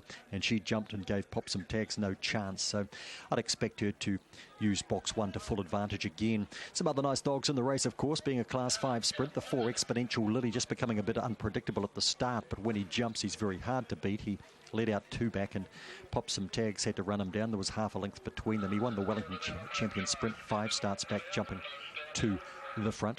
Red Mover Hoover ran a nice race last week for 3rd behind Popsum Tags and Kazillion. So quaddy pull there, heading for 5.5k. Red Mover Hoover drawn close to the rail tonight's got to be dangerous. Not the quickest beginner by any stretch, but he can run into this race. The 8th, the intriguing runner too, or another intriguing runner with Rhoda Vegas Jr. First time away from Monaco for this dog. 22 starts. They've all been at the Auckland track. His first start here for Scott Payne, who's got Rhoda Vegas Rara in later. It's race number 11, I think it's in. Rhoda Vegas Rara. So be interesting to see how they go at Hetrick today. Yes, it is race 11, number 1. Rhoda Vegas Jr.'s won 2 from 2, box 8. They've been down on the grades, wins Class 1 and Class 2, but he's got a high strike rate, 8 from 22. Be interesting to see how he goes first up here. Box number 3, gold rug there for Dolly Pegg. And out in box number 7, Bolt Rama. Second line, Red Mover Hoover, Exponential Lily. Green rug is Vicky's Quest. Rhoda Vegas Jr. the outside. Round comes the bunny bounce set. Racing Run, Lacey Run comes out fairly the inside with Dolly Pegg going hard too, and Bolt Rama's right up there as well. They'll be followed herring around the outside by Exponential Lily. Around the outside of them we've got Rhoda Vegas Jr. getting back in the field now as they swing the corner. We've got Opawa Wally and Red Mover Hoover as well back with Vicky's Quest, but Run Lacey Run's gone well clear and scores comfortably. Bolt Rama second, Exponential Lily third, then Dolly Pegg, Rhoda Vegas Jr. Further back then to Vicky's Quest, the last pair, Opawa Wally and Red Mover Hoover. Never in it tonight. Good performance, Run Lacey Run. She wasn't the best out. In fact, she was beaten out by kennelmate Dolly Pegg, but she's run hard the inside. Good run, Bolt Rama too. Box number 7 hasn't been a favourite hunting ground for him, but he hopped out well tonight. Opawa Wally was slow. So was Rhoda Vegas Jr. Showed some good speed mid-race here. Run Lacey Run booting through on the inside of Dolly Pegg, who goes back quickly. Bolt Rama giving chase the leader. Exponential Lily after a moderate beginning bursting into the race. Then Dolly Pegg, Rhoda Vegas Jr. awkward around the corner. The 3, the 2 check off that. Vicky's Quest was never in the hunt tonight.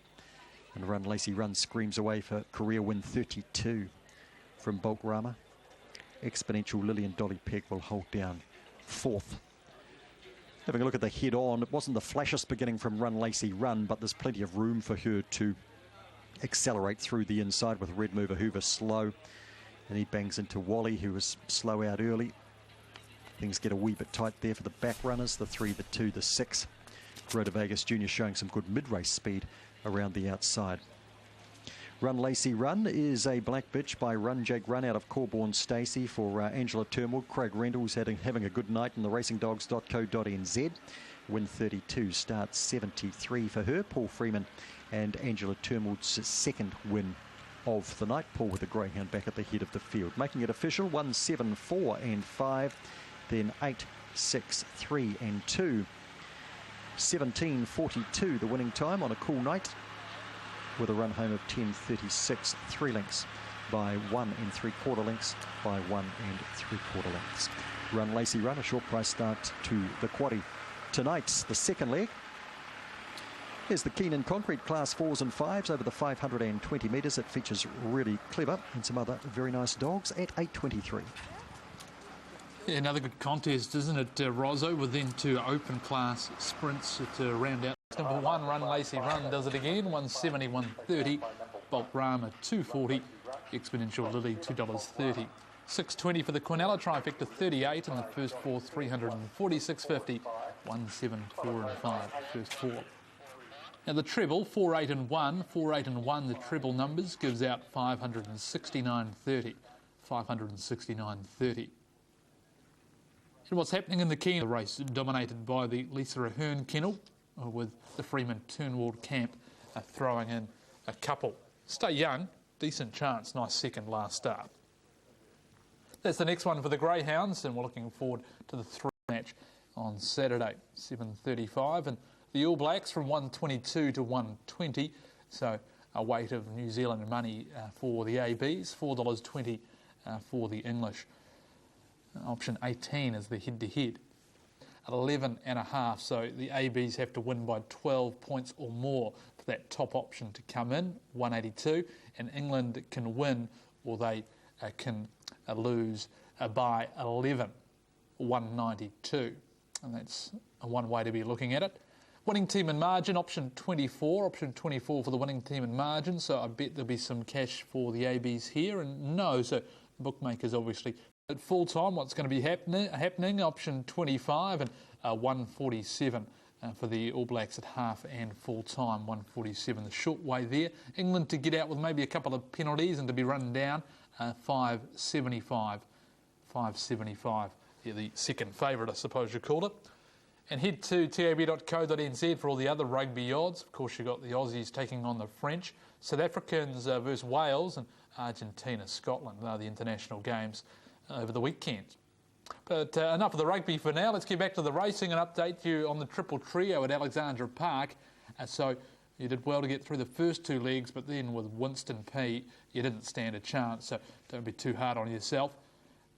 Hopefully you've got the concession payout. $227.90 is the concession payout with 20.06 winning units. And, well, not struck again, the harness triple trio. Yeah, that's a blow. And a change of scenery and maybe, look towards the 50k guaranteed quaddie. It starts on the feature, the Thames Cup, just a touch after 8:30. Craig the Whale Thompson, we're coming back to you for the 5th, and Ballyronan is your short price favourite. Yeah, thanks, Russell. 140 on the book and the total. Be very interested to see where the triple trio goes to next, Russell. I haven't heard anything through from the sports desk to say if it's going to go next Friday night or whether they're looking to go to a meeting that's solely on its own. I know there is a dual meeting next Friday night, so we'll try and update you on that in the next 20 minutes to half an hour and see if we can find out where that $80,000 in triple trio will go and what it will go to, and I'm sure someone will pass that on to me very, very shortly. Ballyronan, super in the jewels, running 5th behind Shimon. That was at Cambridge 2 starts. They're going to Group 1 event last week. Boy, it was a big run.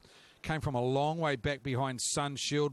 Probably the run of the race outside the winner. Was making good ground to run 4th. I think very well placed tonight. Big drop back in grade. I know she's off the 20-metre handicap tonight, but her main rival will be Rare Opportunity, and he's 10 metres back off 30. So I thought there was 2 standouts tonight. One of them was the 2-year-old that went round earlier in Connoisseur, and I thought Ballyronan, I know it's short, but I thought most multis will run and pick sixes will run through her tonight as well. So she looks a standout. Rare Opportunity, of course, we have got a first 4 carry forward here of over $2,000. So play into that first 4. If you're out of that pick 6 and you're waiting for the quaddie, opportunity to build a bank here, I'd be playing Ballyronan on top. Rare Opportunity definitely to run second. Brett Mangos takes a drive for Graham Rogerson and Peter Blanchard. 2 runs back. First up 8th was unlucky, and then lined up in an open class race behind Cool Cobber last week. Drops back to a 1-win field here, albeit off 30 metres. Actually pretty well placed, and I think the only danger to Ballyronan is number 6, Rare Opportunity. Quite happy to play them 1-2. Let's find the try in the first 4. Kip Keno and Carrow Spur for Richard Brosnan. I think they can run 3rd and 4th. Carrow Spur I know he's badly out of form, but he's been in far stronger fields, the likes of Saratoga. As we look at Ballyronan on shot there, looks very well. Carrow Spur and Kip Keno, who's off the front here. Nicky Chilcott will take the try for Richard Brosnan, has good manners and more than likely will find the front early, then hand to one of the favoured runners. So for me, 5 and 6 stand out, 2 and 4 for your tries and your first fours. Outside there, maybe Auto Invasion. Fringe first 4 chance here off that big handicap of the 30 metres. Aaron's going similar numbers, 5, 6, 2 and 7. 5, 6, 2 and 7. $6,000 on Ballyronan through from the sports desk, the best back runner in race number 5 tonight. Ballyronan, $6,000 at that quote of $1.40. Aaron, 2 minutes out to race number 5 tonight. We can try and build a bank for the quaddie. If you're out of pick 6, only 1,100 live after Winstone P, the claiming horse, $2,000, caused a major upset at 50 to 1. He certainly did, and of course a TT jackpotting as well, Craig, so it'll be interesting to see where that money goes to now after 2 TTs jackpotting through the Jules Day, and then here tonight some $80,000, so we might get a call through shortly and find out just where that might go, that TT money. We've gone 5 Ballyronan. We did make her a bet of the day when talking with Des Coppins earlier this afternoon on Radio Trackside. Over the 6 Rare Opportunity, the 2 Kip Kano and 7 Auto Invasion. I wouldn't leave him out of a field like this. He's only 30 metres behind, a small field. We know how good he is when he's on his game. He's been struggling to find that game, but small field today. Auto Invasion could certainly be a boil over Scotty Phelan. But 5 for me, Ballyronan. I can't see her being beaten this. The Love You Mare, the way she got home here last week when 4th, and that 5th at the Jules, as you mentioned, Craig, was superb. So the 5, the 6, the 2 and the 7 for me. Yeah, thanks, Aaron. We'll put a place call through to Michael Dorr and see if he can update us on that triple trio, and we'll get back to you very, very shortly. Yes, it is, of course, second leg of pick 6, 1,100 live after the first leg.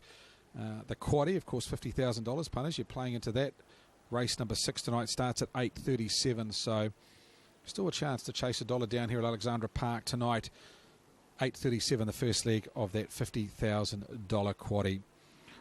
145 the book at the moment. I mean, she's been beaten far better fields in this Ballyronan. She's won 4 from 17. All 4 of those wins have come at Alexandra Park. It's a track that she does like. She's got a personal best here of 3:31. If she went that tonight, she'd go very close. Rare Opportunity, the main danger. Kip Kano, Carrow Spur, and maybe Auto Invasion if you're playing into that first 4. And that first 4 now, as we have a look, is starting to increase. As I say, it was $2,500 carried forward. That first 4 pull up and over $5,500 now, and we're still 30 seconds away from race number 5 tonight. The Les Callender Memorial Handicap Trot for the Class 1 trotters over the 20.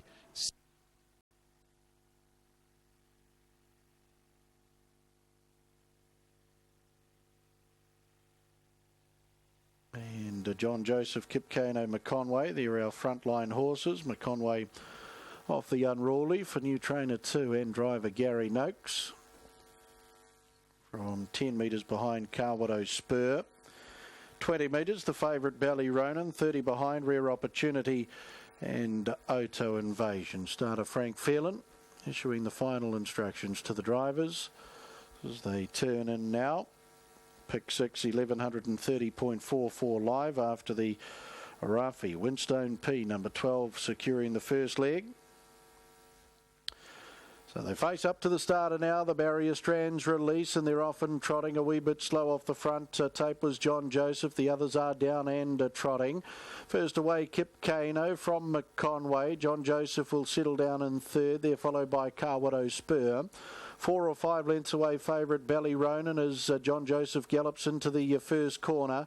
Further back in the field then, back now third last as it gets past the galloper is Rare Opportunity, and Auto Invasion also gets underneath John Joseph back to be second last as they come out of the showgrounds turn and work into the lane, and Kip Kano, our leader, leads a length and a half over McConway. Ballyronan, she comes forward strongly now for the Magic Man Morris McHenry, and the hot favourite is looking for the top with a just over 2 circuits left to run. Rare Opportunities back 5th on the back of Carwado Spur, then Auto Invasion, and now an Indian File, John Joseph, back last. So the favourite, Ballyronan, looks to dominate from the top now. A length and a half in the trail, Kip Kano, Nicky Chilcott, and 3 back the inside is McConway and Gary Noakes. Running along in midfield, Carwood Spur and Richard Brosnan, 2 lengths away in the field, Rare Opportunity, Brent Mangos. Then Auto Invasion, Scott Phelan, and 2 lengths away, John Joseph and Kieran Moore. Into the back they go, the Les Callender Memorial Handicap Trot Field, and Ballyronan with her ears pricked leads by a length and a half, Kip Kano.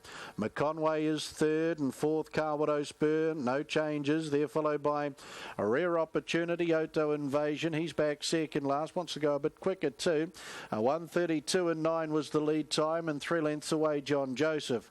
Again on the showgrounds turn, and Ballyronan leading by a length and a half over Kip Kano, who's secured the nice run on the back of the favourite here, and they're followed by McConway. Carwood Spur still fourth on the inside for Richard Brosnan, tracked up by Rare Opportunity, Auto Invasion, and again galloping on the showgrounds turn there was John Joseph, and he's now no chance as Auto Invasion looking to flush out Rare Opportunity. Looks like Scotty's going to have to come forward on his own, and he will do so now. 33 and 3 the opening quarter, Ballyronan a length and a half, Kip Kano. Auto Invasion's getting closer on the outside around McConway. Rare Opportunity now takes the back of Auto Invasion, and Carwood Spur last of the winning chances on the stables corner, and a long margin away, John Joseph. 850 metres left to go.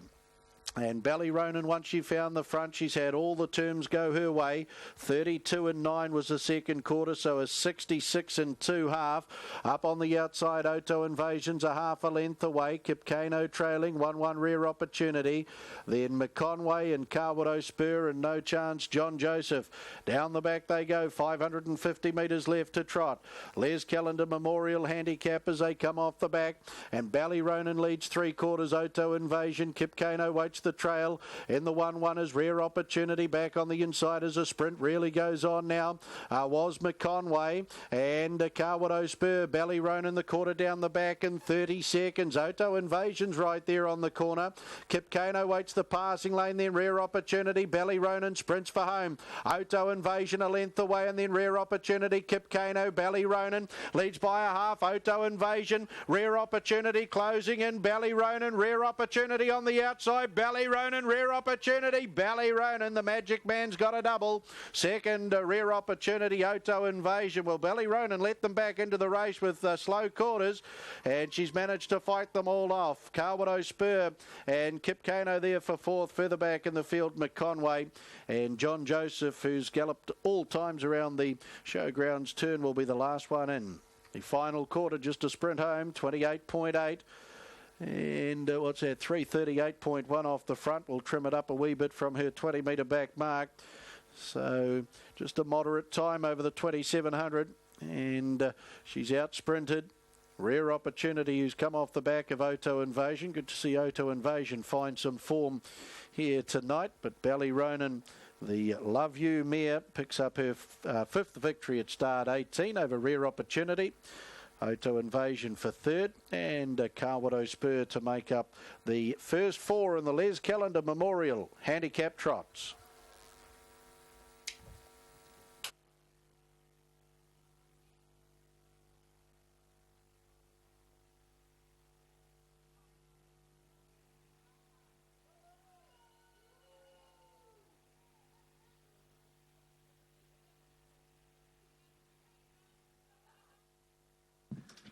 Official placings, race 5, the Les Callender Memorial Handicap Trot. 5, 6, 7, 4, 2, 3. 5, 6, 7, 4, 2, 3. Horse 5, Ballyronan, trotted the 2,700 metres from a stand and from a handicap, and a net time of 3:36.4. It's a mile rate of 2.9. Last 858.9, 428.8. The margins are half neck, 3/4 of a length, 4 lengths. 5, 6, 7, 4, 2, 3. Race 5, the Les Callender Memorial Handicap Trot. Ballyronan back at the head of the field, win 5 at start 18 for the Love You Bay mare out of Lockney for Yabby Dam Farms Limited. Morris McKendry, the trainer-driver out of Pukekohe. The Magic Man, Morris McKendry's second victory on the Thames Harness Racing Club 2014 Cup Night program. The New Zealand Trotting Hall of Fame sponsored rangeman. Noel and Annette Fox down there, part of the victory celebrations. Noel, the Vice President of the Thames Harness Racing Club, Ballyronan, bred by Emmy Smith. 6, Rare Opportunity, Peckers a Spur, Brown, 5-year-old gelding, out of Princess Della for second, raced by G.A. Rogerson, Graham Rogerson, Peter Blanchard, trained out of Tui Karamia, Brent Mangos, and 7 Oto Invasion, Armbro Invasion, 8-year-old bay gelding out of Tesley Lure, raced by K.R. McGrath, along with Mrs. M.A. Barker, Sean McCaffrey, the trainer at Cambridge, and Scott Phelan.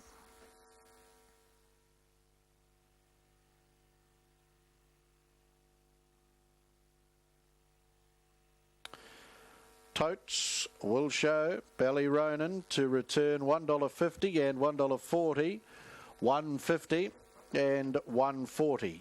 6, Rare Opportunity, $1.70, $1.70 and 7 Oto Invasion, no third dividend. Quinella $2.10, $2.10.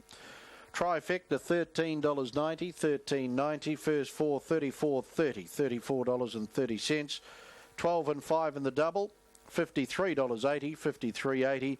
12 and 6 concession, $49.90, $49.90.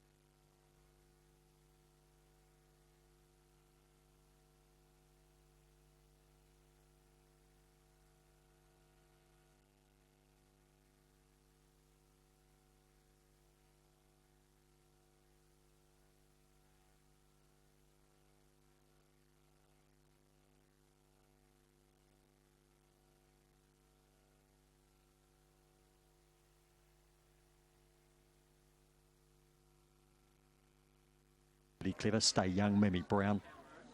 They're very nice dogs. 2 starts ago, she clocked a 29.89. It was the day of the Breeders' Stakes heats. And Really Clever lined up in one of those and finished third and didn't qualify for the final, and he's won since. But she ran faster than those Breeders' Stakes heats at Group 1 level. So she's clearly got it when she's in the right frame of mind. She went off there for a wee spell. She's won 10 from 26 overall. Not sure if Box 1's her go, really. She was a very easy Class 1 winner from Box 1, but she's been windy a time or two, so I'm a wee bit concerned about that too. So it's a big test for her, but that time she ran 2 starts back says that she can compete if things go her way. Now, whether they will, I'm not sure. Really Clever, the 6th, certainly the one to beat. It's won 19 from 30, and recently has beaten dogs like Stay Young in that race we just saw, and Mammy Brown in the Taranaki Cup here on June the 2nd. That was Mammy's last run, and she's a good consistent dog as a rule, so you'd expect her to be in the thick of things too. She generally runs on or near the pace. Stay Young's been jumping well and led Really Clever for a time. Really Clever ran past, went on to win reasonably easily, but she's in pretty good form, Stay Young, and she probably would have added another win to that form line but for the abandoned race when she was leading and a dog fell and came back the other way and we had to abandon that. So her form could look even better if it wasn't for that. Tina's Dilemma, the interesting runner, and then the others, well, you know, they're all good dogs in this sort of grade, you know, the likes of Big Time Jetty.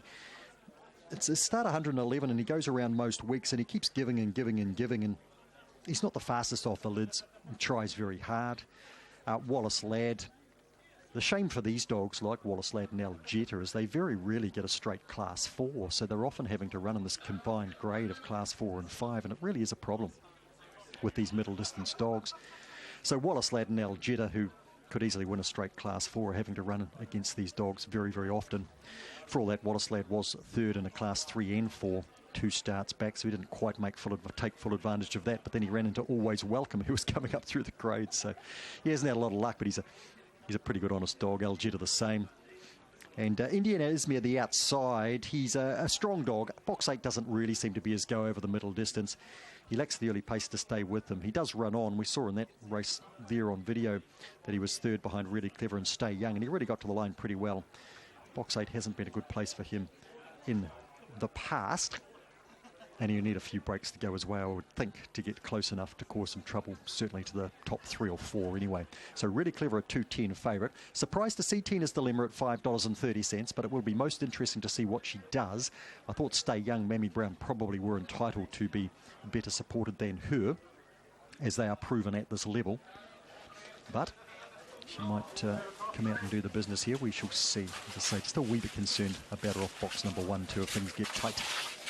Keen and Concrete Class 4s and 5s, 520 metres. Favourite Really Clever off box number 6 at $2.20. Tina's Dilemma the inside. Wallace Ladd box 3, Gold Rug for Stay Young.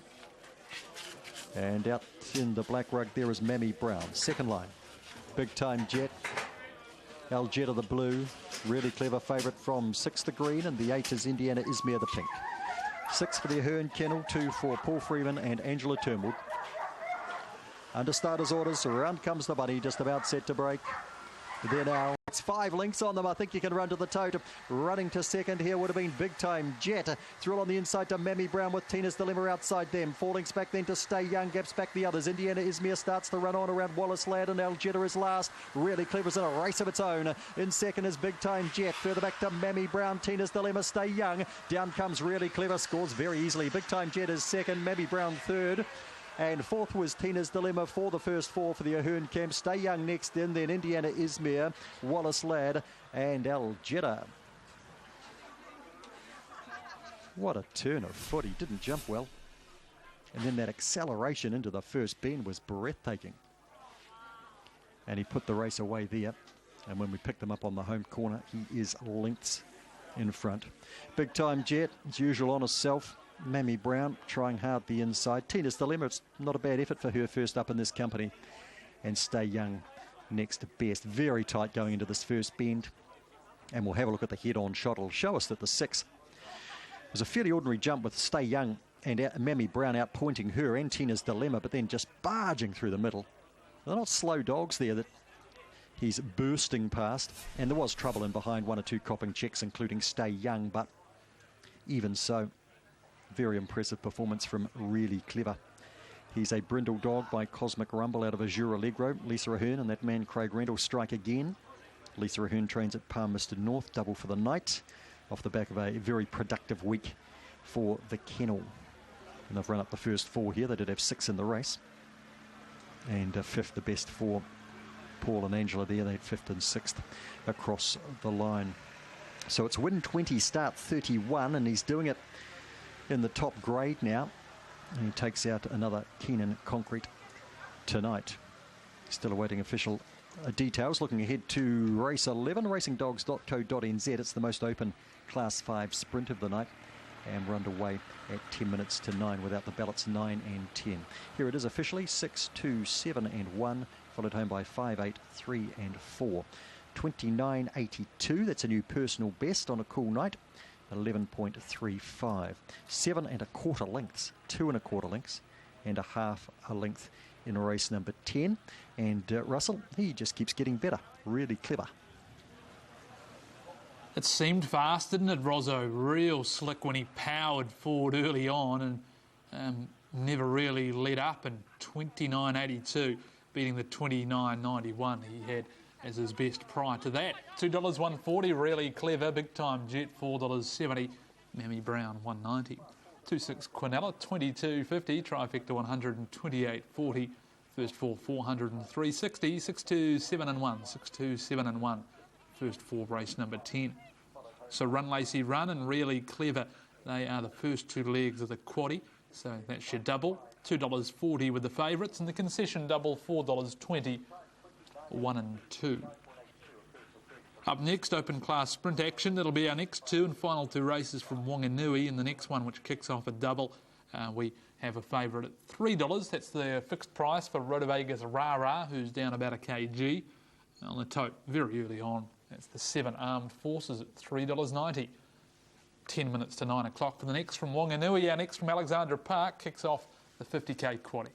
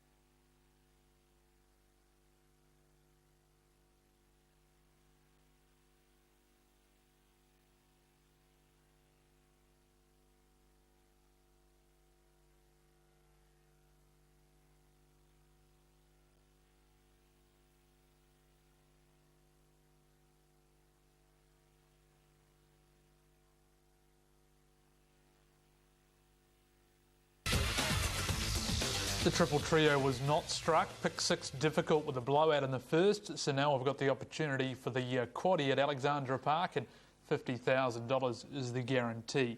It gets underway on the next one, race number 6, Craig the Whale Thompson. It's the feature, so we have the Cup, then a junior driver trot, and a couple of short price favourites later on. So what are you thinking with the quaddie?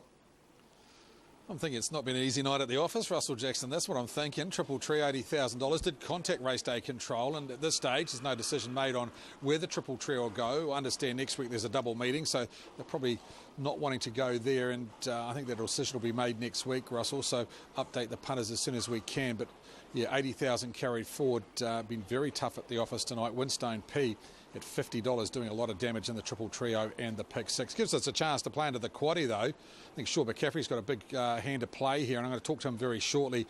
Norvik Night Owl, I put him on top. I know he's 30 metres back, but you've got to look at the form he's coming out of. Third in the Messenger behind Elios. Then he ran fourth in the Jules behind Franco Nelson. And last week's run behind Lance Wood Lizzie, you look at it, you think, well, he battled away to run fifth, but he actually ran 2,700 metres in 3:21 from a stand. It was an outstanding run. He's 30 metres back, but he's dropping back in grade, Norvik Night Owl, tonight, and I thought he's a winning chance. Stablemate sticks it to him. Didn't beat much at Cambridge, but did it with distinction. And off the front tonight, with only 2 or 3 off the front, thought he's a good chance to lead early, and he may get the same result again. So I don't think there should be that much of a discrepancy between the two of them at the price anyway. One at $3, one at nearly $8. Outside them, you've got the Bucket List. Well, he's hard to catch, the Bucket List. 2 starts ago, last start, and second 2 starts ago, and can run a pretty solid 2,700 metres. The key to her is to find the front, though. She is a bit of a one-trick pony. Marked them 11, 2, 10 and 1 in the first leg of the quaddie. The second leg of the quaddie tonight is the trot. I was very keen here on Sunny Vacation. He sat outside Idle Bones last week, and the 247 2,200 metre mobile was a really game run. I think tonight drops back slightly in grade, Sunny Vacation. Thought very hard to beat. Outside them, Jägermeister for Anna Donnelly. Place Sunny Vacation in the second leg of the quaddie. 9, 10, 3 and 5 for me in the second leg. The third leg of the quaddie, Spare Change will be a hot favourite here. $2. Debut run for the Villager stable was very good. That was behind Better Keep the Faith at Auckland. Ran second. Qualified quite nicely. Comes up with barrier 3. Thought is the one to beat. Outside her, Sweet Lucy Brown's been knocking on the door. And Belle de Jour down the bottom for Zach Butcher and Peter Scaife. Mark them there. 3 on top. 8, 11 and 5 the main dangers. And the lucky last, it doesn't get any easier. A maiden trot to finish the night. I thought Monsignor ran second in the Jules behind King Denny. He missed away last week. got back in the field, and then the gear, the tape right round his legs late in the piece, and he ran an okay to run 5th. He's off the front tonight, off the unruly out wide. He gets his chance to step away, and he is a winning chance in the last, but I wouldn't want to anchor him. I thought Belgambi was good last week. First up, Cyclone Emily and Sierra Sun, a debut runner, 8th. Joined by Sean McCaffrey. Sean, you've got 2 in tonight. Norvik Night Owl, I mean, he's been the flagship for the stable this season. He was great in the Messenger, running 3rd. He's 30 metres back, but last week he only ran 5th, but shows you how hard it is to win a race when they go 3:22 off the front. Well, the handicap's sort of the biggest thing, handicap and traffic. Like he was reasonably handy early, and if, you know, he's probably a wee bit short for the race as well, but if he'd pressed on hard, he probably would have got outside the leader and suited him, but, you know, the things come around with a round to go, shunned him back, and then they sprint up the straight and it's all over. But he went all right, but he'll go better, I think. Sticks it to him, the stable, mate. He gets in here off the front. He was good at Cambridge last week. This field was nowhere near as strong as what he meets tonight, but he's just working his way through the grades at the moment, isn't he? Oh, he's had no luck up here at all. This is his last go at Auckland. It doesn't matter what happens. He doesn't do anything wrong himself, but he just doesn't get money at Auckland. The whole race suits him because he's a stand. He's very, very good from a stand. He leads. It won't matter what happens. He'll be staying in front till he dies. We're sick of getting bad luck with him up here, so he'll be making his own luck out there tonight. And if they want to crucify him, well, I'm not worried because it'll make it for the horses off the back. But they have to respect him because he's good from a stand, and if he leads, he won't be backing off, that's for sure. Of the 2, I don't want to put you on the spot, but Norvik Night Owl's 30 metres back, and if you're saying that Sticks It To Him's going to lead, at the $8, was he an each-way chance? Well, there's not really 30 metres between them, and then you get the point where Norvik Night Owl's got to get round horses. He'll come out, they'll come out in front of him, and they'll be playing ducks and drakes a bit. But, you know, if it's a hard-run race, it'll suit the horses off the back. And I think one of the horses to beat's the bucket list. If he steps and trails and there's a bit of a fight about the front, he's the one going to capitalise the easiest. So, you know, if it's easier run, well, James won't be scared to get round them. So it'll be an interesting sort of race. But Sticks It To Him, he's a little bit better than he looks. Auto Invasion, very happy with him in the last? Yeah, the race was sort of... they're running good condition races up here for horses like that. Like he's drowning in his own grade there. He got a drop back, but... He's a very nice horse. It's just that you get up in the classes and you've got the cup horses, and like I'm not complaining about it because we had sovereignty and races like that to condition them, and you know, it's a hard job to get the horses out on the racetrack and keep them competitive. So a race like tonight suits him, where, you know, the opposition was moderate. He's a good beginner, and he got a bit of the money, which keeps everybody happy. 2 good chances in the Thames Cup tonight. Good luck. Thank you. Sean McCaffrey. He says what he thinks, and that's what we like to hear. Sticks it to him. Very keen on staying in front tonight off the front, and yes, it'll go one way or the other. If he stays in front and Steal a Light come at some stage, Brett Mangos comes with Steal a Light. It's going to be very interesting to see what happens. Josh Dickey has Kippenberger. We'll try and grab his thoughts on his chances. We had you on last week, mate. You said Kippenberger should do the job, and did it nicely too. The time was outstanding, 3:21. Yeah, it was, but, you know, I've got to credit the drive. It was a super drive by Shane, and, you know, it's good to see him back in the winner's circle after, you know, give up a lot in Western Australia to come home, and, you know, it was very rewarding for him. Tonight it's a little bit different. It's gone from a mobile back to a stand, and there's some nice ones in there. Sticks It To Him won nicely last week at Cambridge. You've got Norvik Night Owl there who's behind you, but with the right run, he's up to winning this race again, isn't he? Well, I think so, yeah. I mean, his runs before the last week was still impressive enough against really good company, so you know, I'm not worried about the stand or anything. I'm sure he'll go another good race again, and you know, he went 3:21 last week, and you know, he's certainly up to this task anyway.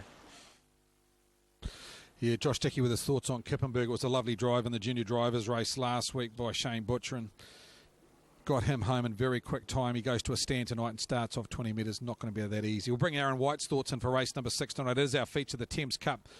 2014 Thames Cup over the 2,700 metres, $15,000. The horse on shot is favourite, Norvik Night Owl. Aaron, it's a good field here. Interesting thoughts here by Sean McCaffrey. If Sticks It To Him leads, he's not handing to anyone. Yeah, well, that'll keep the speed on in the race, that's for sure. Norvik Night Owl, I'm sure if the stablemate comes around, Maurice McKendry might have different ideas, but we'll wait and see. Norvik Night Owl, very good win third in the Messenger Championship prior to his 4th at the Jewels, and a good enough run last week, I thought. 30 metres behind, 2,700 metres is certainly his go. James Stormont, Sean McCaffrey, he's on top for me. 10 Steal the Light, racing in great form. Brent Mangos, the 9 Kippenberger on the back of his nice victory last Friday night.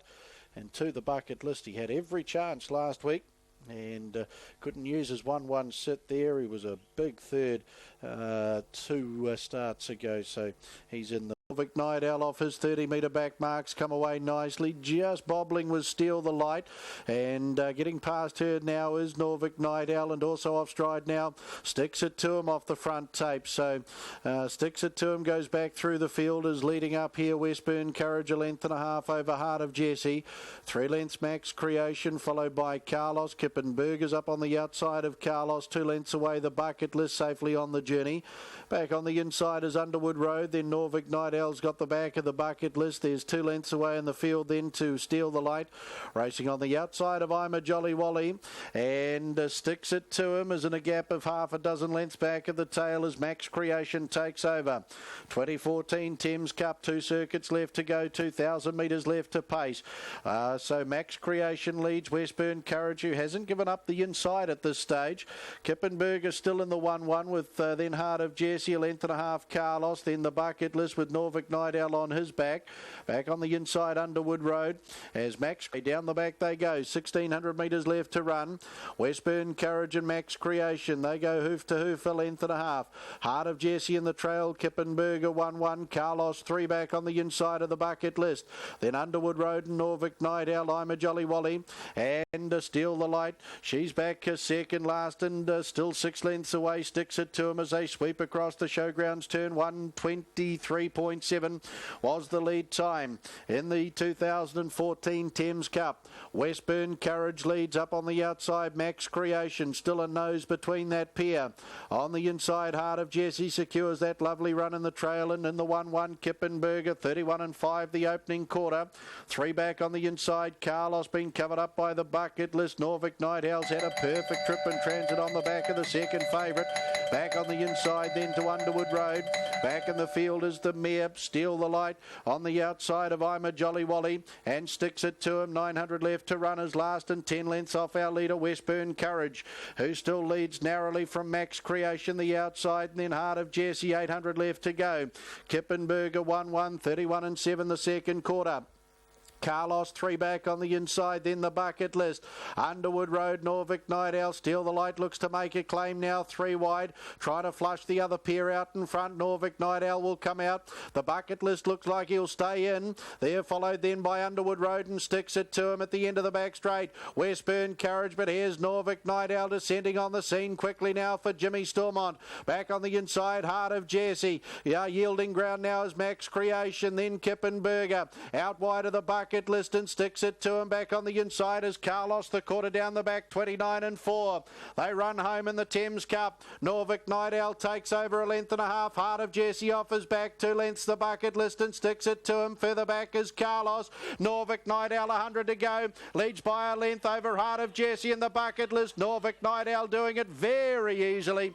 A comfortable 2014 Thames Cup victory to Norvic Nidell. Second, Heart of Jesse, then the bucket list. I'm a Jolly Wally getting home nicely for 4th. Sticks it to him after blowing the starts. Done a pretty good job to run 5th in Carlos. They were followed Kippenberger, Underwood Road. Further back in the field, Westburn Courage, Max Creation back, and Steal the Light didn't get into the cup. 28.6 the final quarter. Sticks it to him. Had to negotiate the back mark. He stepped the mark like a toff. Had a lovely drag into the race. And down the back, he's come out, got around the bucket list. He was on the scene. He had the leaders covered at the 300. Fights off the challenge of Heart of Jesse. Salish Abernathy for second. The buck, Norvic Nidell.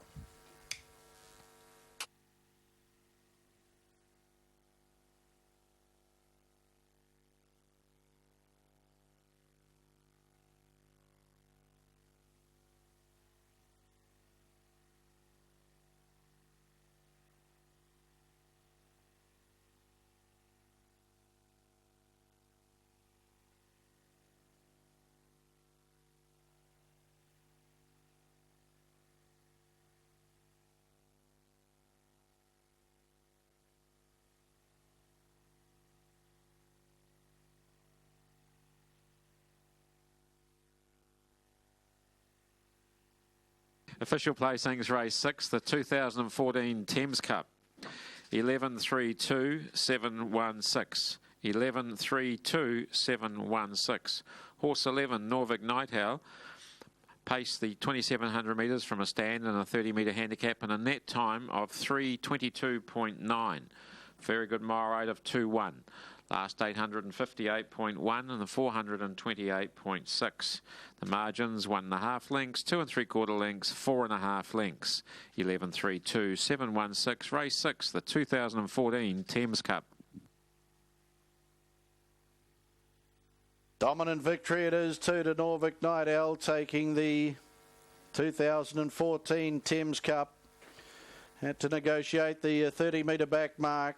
He was placed in the New Zealand Messenger Championship at Group 1, 4th down at the Harness Jewels at Cambridge. And he gets the 2014 Thames Cup. Career win 12 at start, 37 tonight.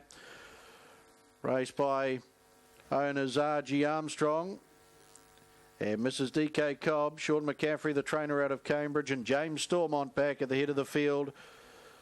Derek Player, Thames Harness Racing Club president, down there part of the victory celebrations after the running of our feature race, the 2014 Thames Cup. Norvik Nightowl, raced by co-owner R.G. Armstrong and D.G. Armstrong. Better's Delight, 4-year-old brown gelding out of Tanya Bromack. Second victory on the program tonight too for sire Better's Delight. 3 Heart of Jesse, Better's Delight Bay, 4-year-old mare out of Jesse Grace for second, raced by G.R. Dunn and Miss K.L. Blakemore. Andrew Grant trained at Pukekohe and Saleh Shabanathi. And to the bucket list for third, a Christian Cullen Bay, 4-year-old Entire out of Saddle Ridge. Bruce Carter Bloodstock Limited, R.C. Johnson, J. McKinney, Mrs. J.O. McKinney, Miss J.H. Cole, and the TTC Syndicate, the ownership, Jeff Small, trained at Patamahoe, and Philip Butcher. Number 11, Norvik Nightowl, to return $3.10 and $1.50, $3.10 and $1.50. 3 Heart of Jesse, $5.70, $5.70, and to the bucket list at $1.70, $1.70. Quinella, $49.40, $49.40. Trifecta, $446.40, $446.40. First four, $4,120.80, $4,120.80. TAB treble on the numbers 12, 5 and 11, $434.30, $434.30. Pick 6 after 3 legs, 202.96 live in pick 6, 202.96 live units remaining in pick 6.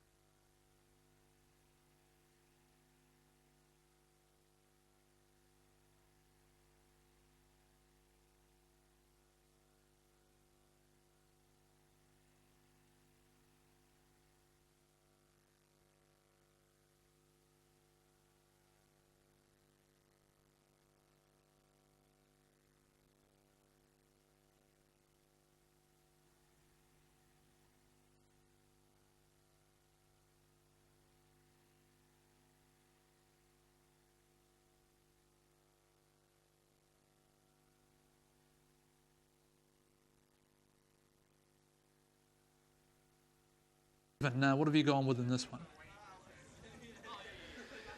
Russell, I've gone with Mighty Explosive to choose the videos tonight, and I thought it was worth going back to that race. Now, he hasn't won in New Zealand yet, this dog. That race set up nicely for him to jump, and this one does too, with Gazillion in box number 4, could create the space for him, and he's got Glenn Addis on his outside, who hasn't raced for some time, so I thought he could jump and run here and potentially hold.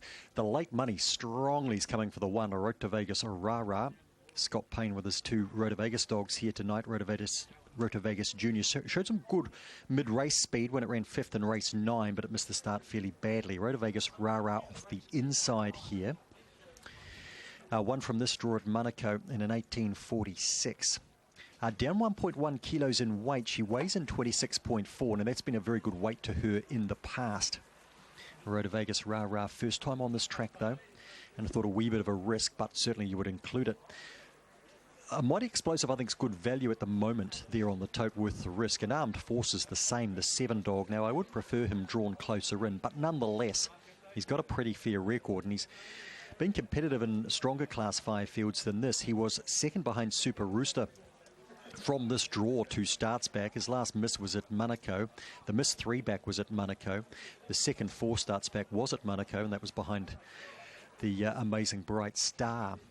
So I think he's done enough lately, even though it's been hit, miss, to be considered here. He's got a fastest winning time around here of 17:42. I don't think he's in that sort of shape, but even so. Road to Vegas Rara certainly keeping safe. Chocty Alice, well, she's upset in 2 of her last 3 runs and got badly checked in the other, so you can't ride her off. B Rabbit, I think, very capable. I know that he 111 starts to get to Class 5, and she has been excellent, and she ran second to Pop Some Tags last Friday night.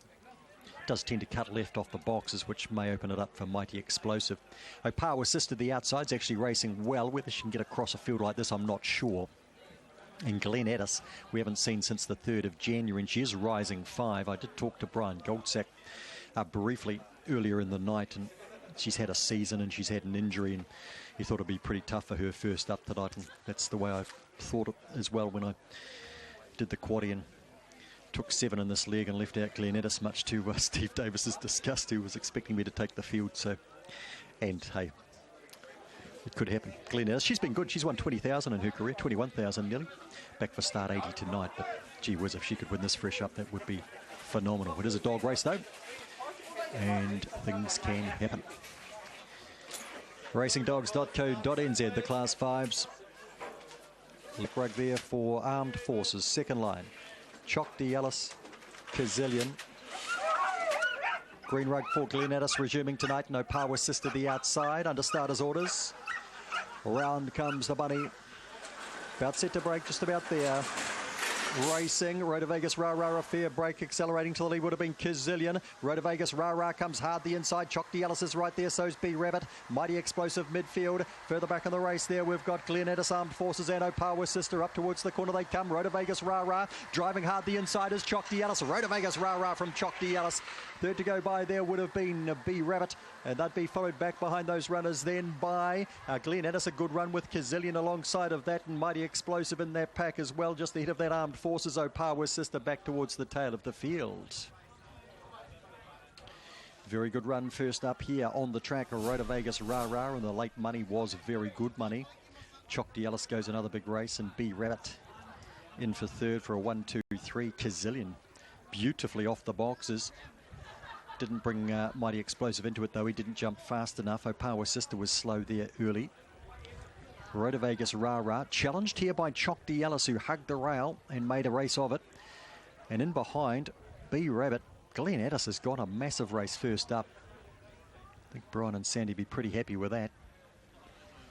Road to Vegas Rara scores. Chocty Ellis second, B Rabbit third, and Glen Addis of a Road to Vegas girl.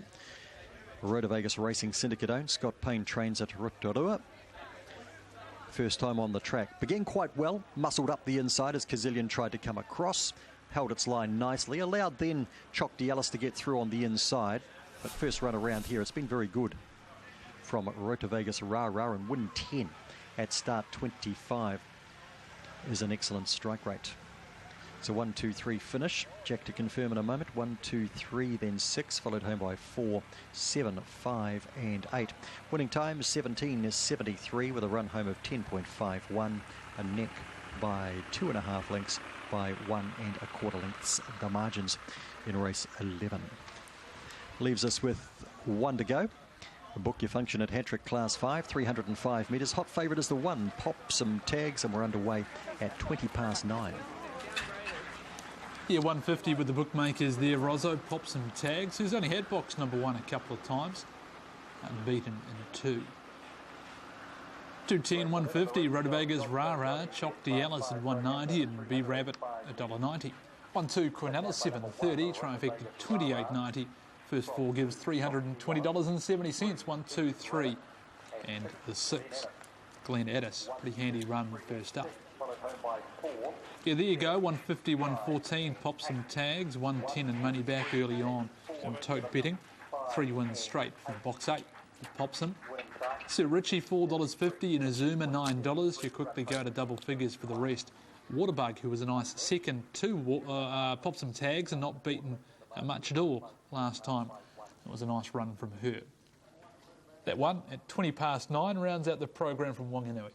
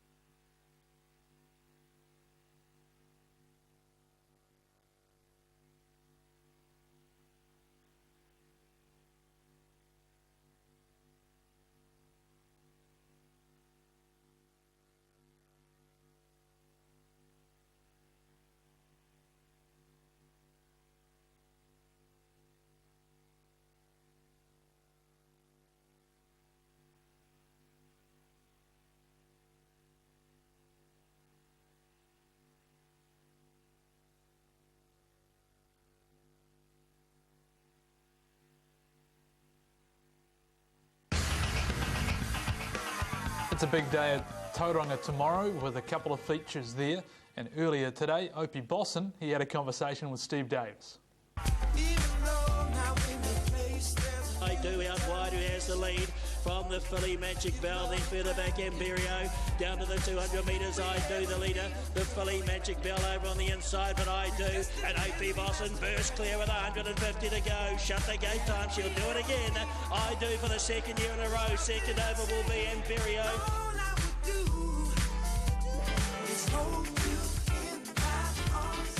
And of course, Opie will not be on I Do as he was there. And of course, I Do looking to bring up 13 wins should it win tomorrow and be the winningest horse that Waikato Stud have raced. $2.30 into $2. Postman's Daughter just keeps going around. $7. The filly at 9s. Magic Bell there at 8. And where's Carla Brunei? 14s. 14s. Last start win was with Brett Murray aboard. Gets the claim, doesn't get the claim tomorrow. Fillies and Mare feature. Joining us this evening is one Opie Bosson. Nice to have you along, Opie. Hey Steve, how are you? Very well, my friend. Listen, I want to talk to you about being an owner. Listen, just for people who don't know, how did you get involved with Carla Brunei? I'm quite good mates of Royd and Burgesson, and we leased her and I took share in her. Okay, so you've just leased her. She's a 6-year-old. She's just won under 130,000. I was thinking if you had a share in her, you might end up as a breeder, my friend. Yeah, I'm not sure if we get the first foal or not, but it's I think we're working on it. Hey, listen, looking over a record of recent times you haven't ridden her, I know Danielle have. Did you ride her early in her career? Yeah, I think I won a maiden on her earlier on, but she never seemed to get my weight when she started going up a grade and that. So, so Danielle had to fill in a few times. I'll tell you what, a bit of pressure on Danielle, I would have thought. Nah, I'm pretty laid back. That was going to be my next question. How are you as an owner when you're sitting in the stand with nothing you can do about it? It's a totally different kind of buzz when they go well. But I don't get too upset.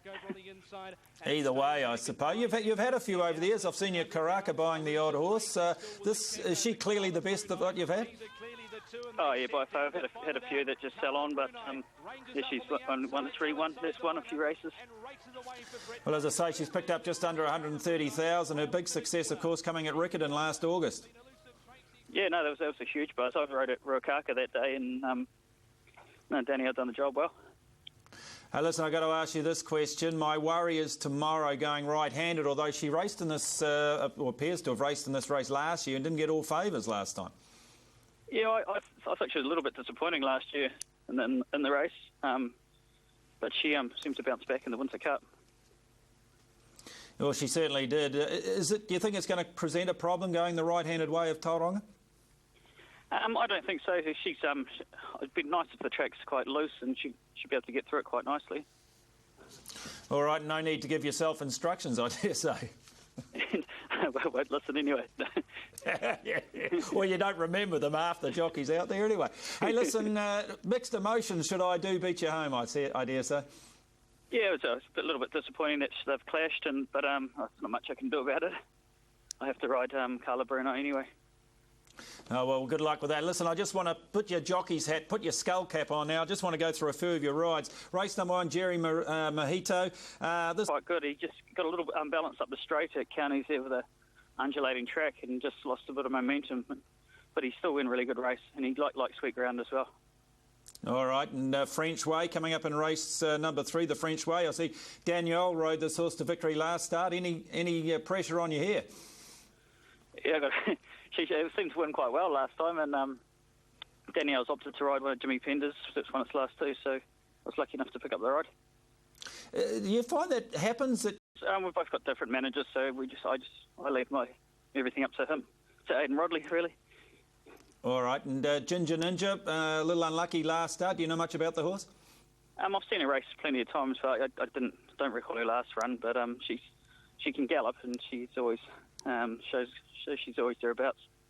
All right, you've got one ride before your Carla Bruno ride that's on the level. You've ridden and won on this horse before. It's got a great record second up looking over its history, but my query would be the track conditions. And how's it going for you this season, Opie? Are you enjoying life?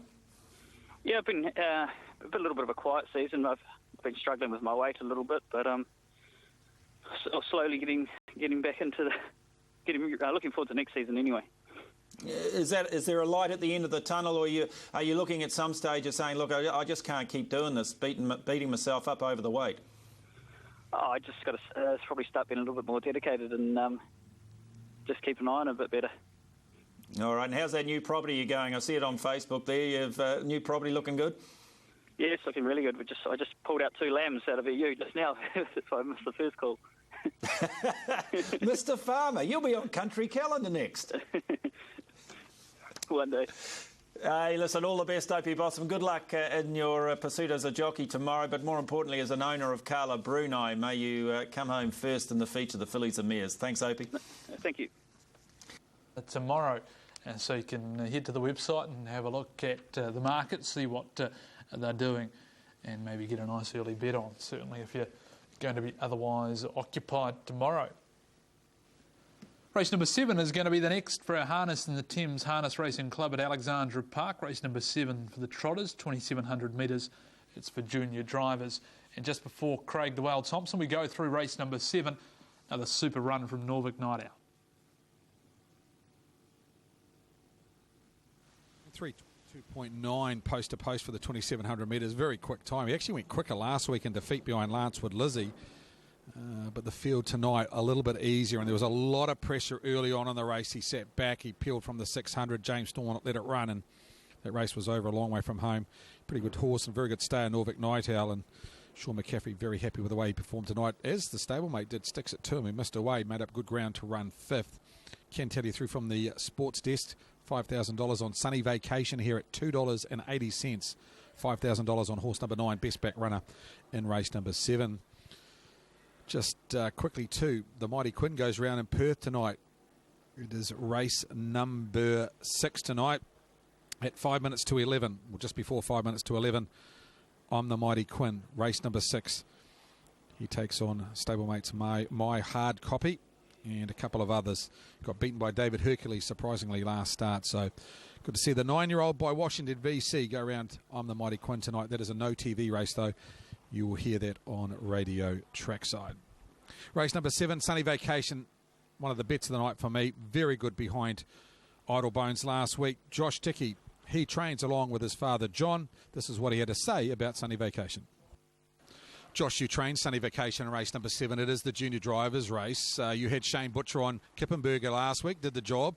You retained him to drive the Trotter Sunny Vacation this week. Fantastic run behind Idle Bones last week, 2:47. Had to sit parked out, but never really gave up. No, he didn't. And, you know, to be honest, the horse really gave a lot. He, as you say, he's done it tough, and the horse that won it's very decent trotter on the way up. On paper, to me, it just seems like one of the weaker races he's had for quite a while, and I think he's going to appreciate that. Shane and the bike, you know, he's driving really well, and, you know, I think he's going to be pretty hard to bowl. Back to a standing start. I know he's had plenty of stands, but is he still, you know, getting it right on the night? Well, he is, yeah. That's probably his only issue. But, you know, Shane's driven the horse before. There's a wee bit of a trick to him. But, you know, if you keep him happy, he's going to be fine. I'm not overly worried about the stand. You know, if he trots away, I think they'll be pretty hard to catch anyway. Yeah, they're training very well at the moment, John and Josh Dickey. They've got a good team in tonight. And, of course, they had that very, very smart two-year going around tonight. Connoisseur, who took out race number 3 by 10.5 lengths. Here's a horse to follow. The Son of Better's Delight, very impressive in race number 3, Connoisseur. And they've got Sunny Vacation in the trot tonight. Can tell you, they've had 3 non-totes here tonight. The first of them was a walkover. Of course, Arya, trained by Mark Purden, and Natalie Rasmussen went round in a walkover of the Breeders' Crown. The second of the Breeders' Crown heats was taken out by Prim's Luck, trained by James Stormont, beat Anzac by 50 lengths. They went 212.8, home in 58.1, last quarter in 29.2. And, of course, the third heat, a walkover for Yogi Johnson. So they've been the 3 non-totes. Thanks to Cameron Shaw for passing that information on for me. Does a great job and getting a lot of information for us. Young commentator that doing a good job calling the workouts here on a Saturday morning. Prim's Luck, very impressive, taking out heat number 2 tonight. Last half, 58.1, quarter in 29.2. 202 live in pick 6. Going into the 4th leg. Of course, we had the upset and Winstone P taking out the first leg of pick 6 tonight. Second leg taken out by the $1.50 favourite in Ballyronan, and the favourite Norvik Night Owl took out the third leg. Sunny Vacation into 210. The money keeps coming for horse number 9 in the 4th leg from 280 into 210. Best back runner. Put him on top here. I think he's clearly the one to beat. The dangers outside Sunny Vacation, Jägermeister, Star Monarch, and King of Cool. Aaron White, as I come to you, Norvik Night Owl, very impressive in the last race. Stablemate wasn't bad in defeat and running 5th, but the race was set up for something from back in the field. They went very hard early. Yeah, they certainly did. It was a good win by Norvik Night Owl, and you know, I think he's certainly a horse of the future. He's only 4, we must remember that, and he just gets better with age, and we know that when it comes to the 2,700 metre, the longer trips too, that he seems to excel at those journeys as well. So it'll be interesting to see where Sean McCaffrey and the team go with Norvik Night Owl now, because he has proven himself, of course, with that New Zealand Messenger Championship placing. 4th at the Jewels as well, that he's quite capable to take on the good horses. So it will be interesting to see what map they do plan there for Norvik Night Owl. To the junior drivers in the trot for the Howlett Dalziel Accountancy, and 9 for me. Sunny Vacation, 2 very good placings in his last couple, when runner-up and behind Idle Bones last time was very game. The 10 King of Cool, he's back on, well, he's been given a freshen up. The Monarchy gelding, Megan Tees, Jason and Megan the trainers. We'll put in the 5-star Monarch, Andre Potama, and 7 the Scruff, and Dylan Ferguson, 9, 10, 5 and 7. And just some information out of the Tees barn too, Craig. You'll be interested in this. Mingara will have her first start in Australia tomorrow night at Menangle. Well worth having some bets on Mingara. Get her in the horse tracker, the race tracker, every time she starts in Australia. I'm pretty sure she'll pay her way over there, and she's with Nicole Malander. Yeah, Nicole does a wonderful job with the trotters. And yes, Mingara, of course, racing really well here for Megan and Jason Tees in the north, in the stable. And, of course, they've got King of Cool going round in the next race. Yeah, Mingara racing tomorrow night. Looking forward to see how she performs on the big track there. And I'm sure she will perform very, very well. Into $1.90 Sunny Vacation. That is getting mighty short, 180 on the fixed odds. He has to do it right. Idle Bones is a very smart trotter and got a link within a length of her after sitting parked out last start. So Sunny Vacation, best back runner clearly in race number 7 tonight. Might head upstairs to Aaron White. 30 seconds over time for the Howlett Dalzell Accountancy Service. Square Gators face up to the starter Frank Phelan for the Howlett Dalzell Accountancy Services Handicap Trot. First leg of our final treble tonight. The fourth leg of pick 6, 202.96 coming into the second half of pick 6. Now Sunny Vacations turned around on the 10, as to King of Cool, as Dragon Lady was on the toe there. Now these 10-metre horses again to reassemble. The scruff comes up, the front line horses stand up nicely.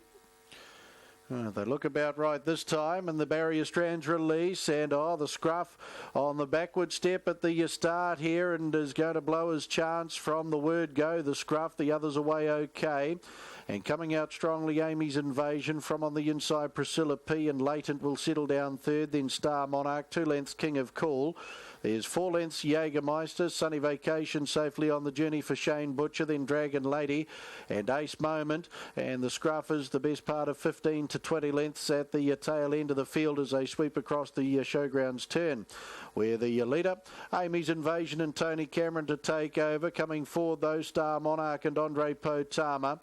Trailing is Priscilla P and Ben Butcher. King of Cool, Megan T's taking up the early 1-1, and 3 back on the inside, Leighton Jack McKinnon. 3 lengths away, Jägermeister, Salish Abernathy. 2 or 3 lengths, Ace Moment coming forward for Matt Anderson around Sunny Vacation. 1.5 lengths then to Dragon Lady in the hands of Simon McMullen, and a long margin away to the scruff, who was caught on the back foot when the barrier strands released, and he's clearly back at the tail. They trot out to the 1,850 metres, and Star Monarch now has taken over. That leaves King of Cool out parked around Amy's Invasion, but here's Ace Moment coming up strongly 3 wide to give cover to King of Cool. Back on the inside, Priscilla P, to its outside, Jägermeister. Latent on the inside of outside the favourite Sunny Vacation, as Ace Moment continues this run around runners and looking for the lead, and he'll find it 1,500 out. Dragon Lady, she's back last of the main contingent, 10 lengths away the scruff, and a lead time of 1:31.6. 1,400 metres left to go, and the leader is Ace Moment, 1.5 lengths. In the trail is Star Monarch. King of Cool again parked. Here's Sunny Vacation coming around them now for Shane Butcher to sit out parked. Back on the inside, Amy's Invasion. Jägermeister on the outside. That's got the back of King of Cool. Then Priscilla P to its outside, Dragon Lady, and Latent back last of the winning chances. And the scruff looks like he's going to be pulled up back of the tail. First quarter 32.6. Howlett Dalzell Accountancy Services Handicap Trot, and Ace Moment will take them into their final circuit. Leading by a length over Sunny Vacation on the outside. Star Monarch in the trail, 1-1 King of Cool. Amy's Invasion, 3 back on the inside. There followed Jägermeister racing on the outside of Priscilla P. Dragon Lady's a length off that. And back on the inside, Latent, 800 left to go. 32.8 was the second quarter. Ace Moment into the back, 3 quarters over the favourite Sunny Vacation, right there, poised to pounce. Back on the inside, trailing. Back on the inside, Star Monarch, King of Cool in the 1-1. Then Amy's Invasion, to its outside is Jägermeister. Priscilla P back in the field with Dragon Lady on the back of Jägermeister. And Latent last, 500 left to go. Ace Moment, Sunny Vacation work off the back, 1.5 lengths. Star Monarch and King of Cool. Starting a run is Jägermeister out wider. Dragon Lady just trotting a wee bit roughly there. Further back in the field there now as they come to the corner was Amy's Invasion. They flatten for the run home. Quarter down the back in 31.3. Sunny Vacation takes over from Ace Moment. King of Cool, Star Monarch, Jägermeister down the outside, then Amy's Invasion. Sunny Vacation in front. Star Monarch comes strongly to its inside. 100 to go. Sunny Vacation, Star Monarch getting closer on the inside. Sunny Vacation will just see it through. Sunny Vacation and Shane Butcher over Star Monarch. They've lined up for third. King of Cool, Jägermeister, Amy's Invasion, Ace Moment, all there in a line. They were followed back then by Latent. Further away in the field, Dragon Lady, Priscilla P, and the scruff was pulled up on the journey. 29 and 4 the final quarter. 337.8, so around the 337 when we take off the handicap for the winner. Sunny Vacation will just beat out the game Star Monarch, who tried hard on the inside for Andre Potama. They lined up for third. Jägermeister, King of Cool, they're fighting out that spot. Sunny Vacation too good for Star Monarch. Third, King of Cool. That's been a game run for third, just in front of Jägermeister, Ace Moment and Amy's Invasion. Howlett Dalzell, Accountancy Services Handicap Trot. Sunny Vacation gets a well-deserved victory tonight.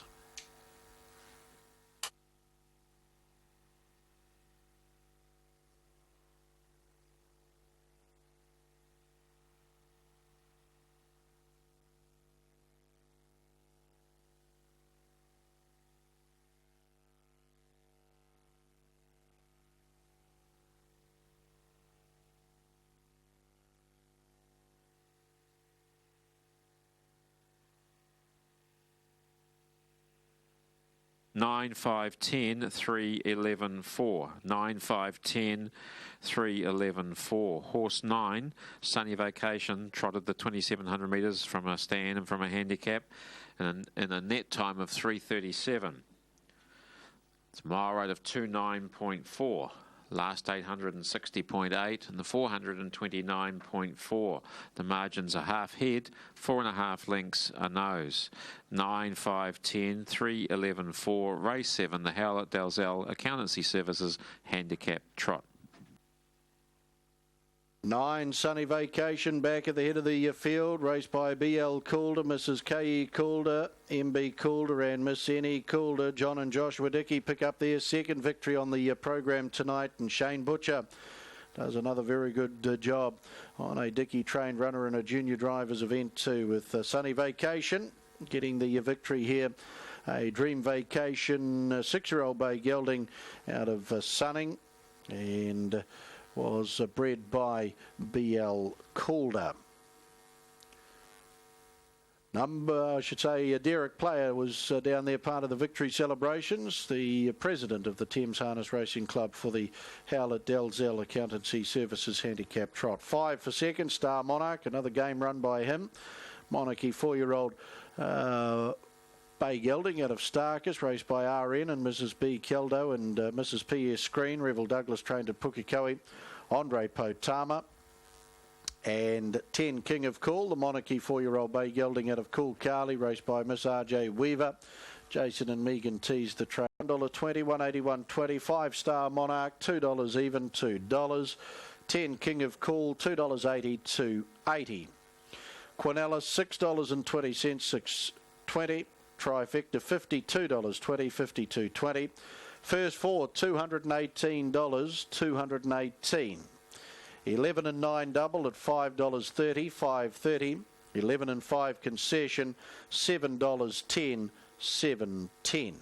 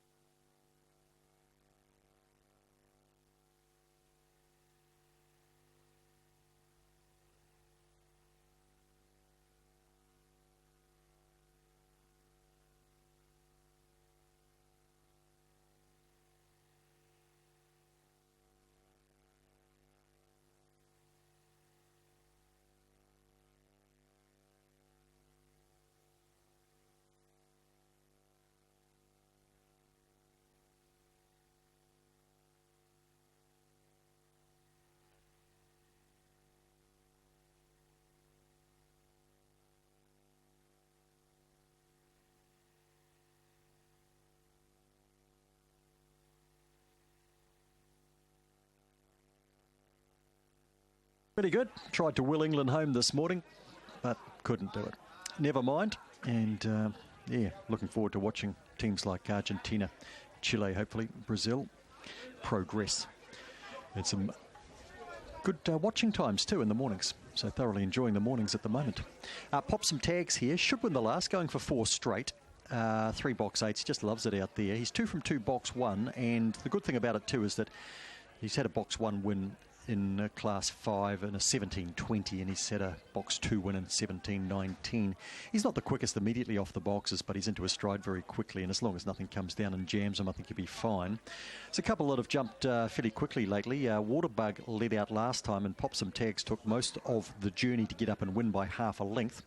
And MBD last week, she flew out of Box 7. Now, it was in Class 4.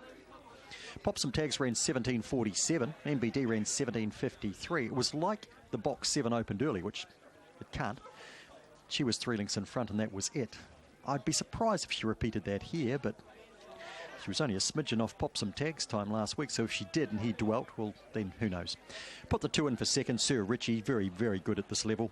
Sir Richie, new to this grade. Miss McFly, I think, is just going to struggle a wee bit here at this grade. From wide draws, be nice to see her draw in close in one of these. And Sterling Dan, a last start winner, so he steps up in class. He's only had 1 run here at Hattrick, and believe it or not, it was back in March of 2013. It was a Class 2 race. It was Box 8, and he did win it. This is his first time back since. He's with Nathan Udy these days, who does train locally. Book your function at Hattrick Class 5 to round off the night. Hot favourite in the... providing you're on, of course. Pop Some Tags, Waterbug, MBD, Miss McFly, second line, Sir Richie and Azuma, Corborn Byrne and Sterling Dan. Green lights on, all clear, wave through. Bunny on the run, round it comes, bounce set to break. Racing, Pop Some Tags was slow. MBD gets out fast. Miss McFly does too, and Waterbug drives hard too. And there's Pop Some Tags. He pops through the inside. He puts 3 lengths on Sir Richie, who followed him through. They'll be followed by MBD. In behind these runners, then we've got Inazuma. Waterbug back behind them. Pop Some Tags in nicely. Sir Richie a big race second. MBD home third, then ahead of Inazuma. They'd be followed back behind those runners by Corborn Byrne. Miss McFly was back behind them. In fact, beating that in was Waterbug and also Sterling Dan. Slight heart murmur at the start. Pop Some Tags. He's pretty brutal when he gets running.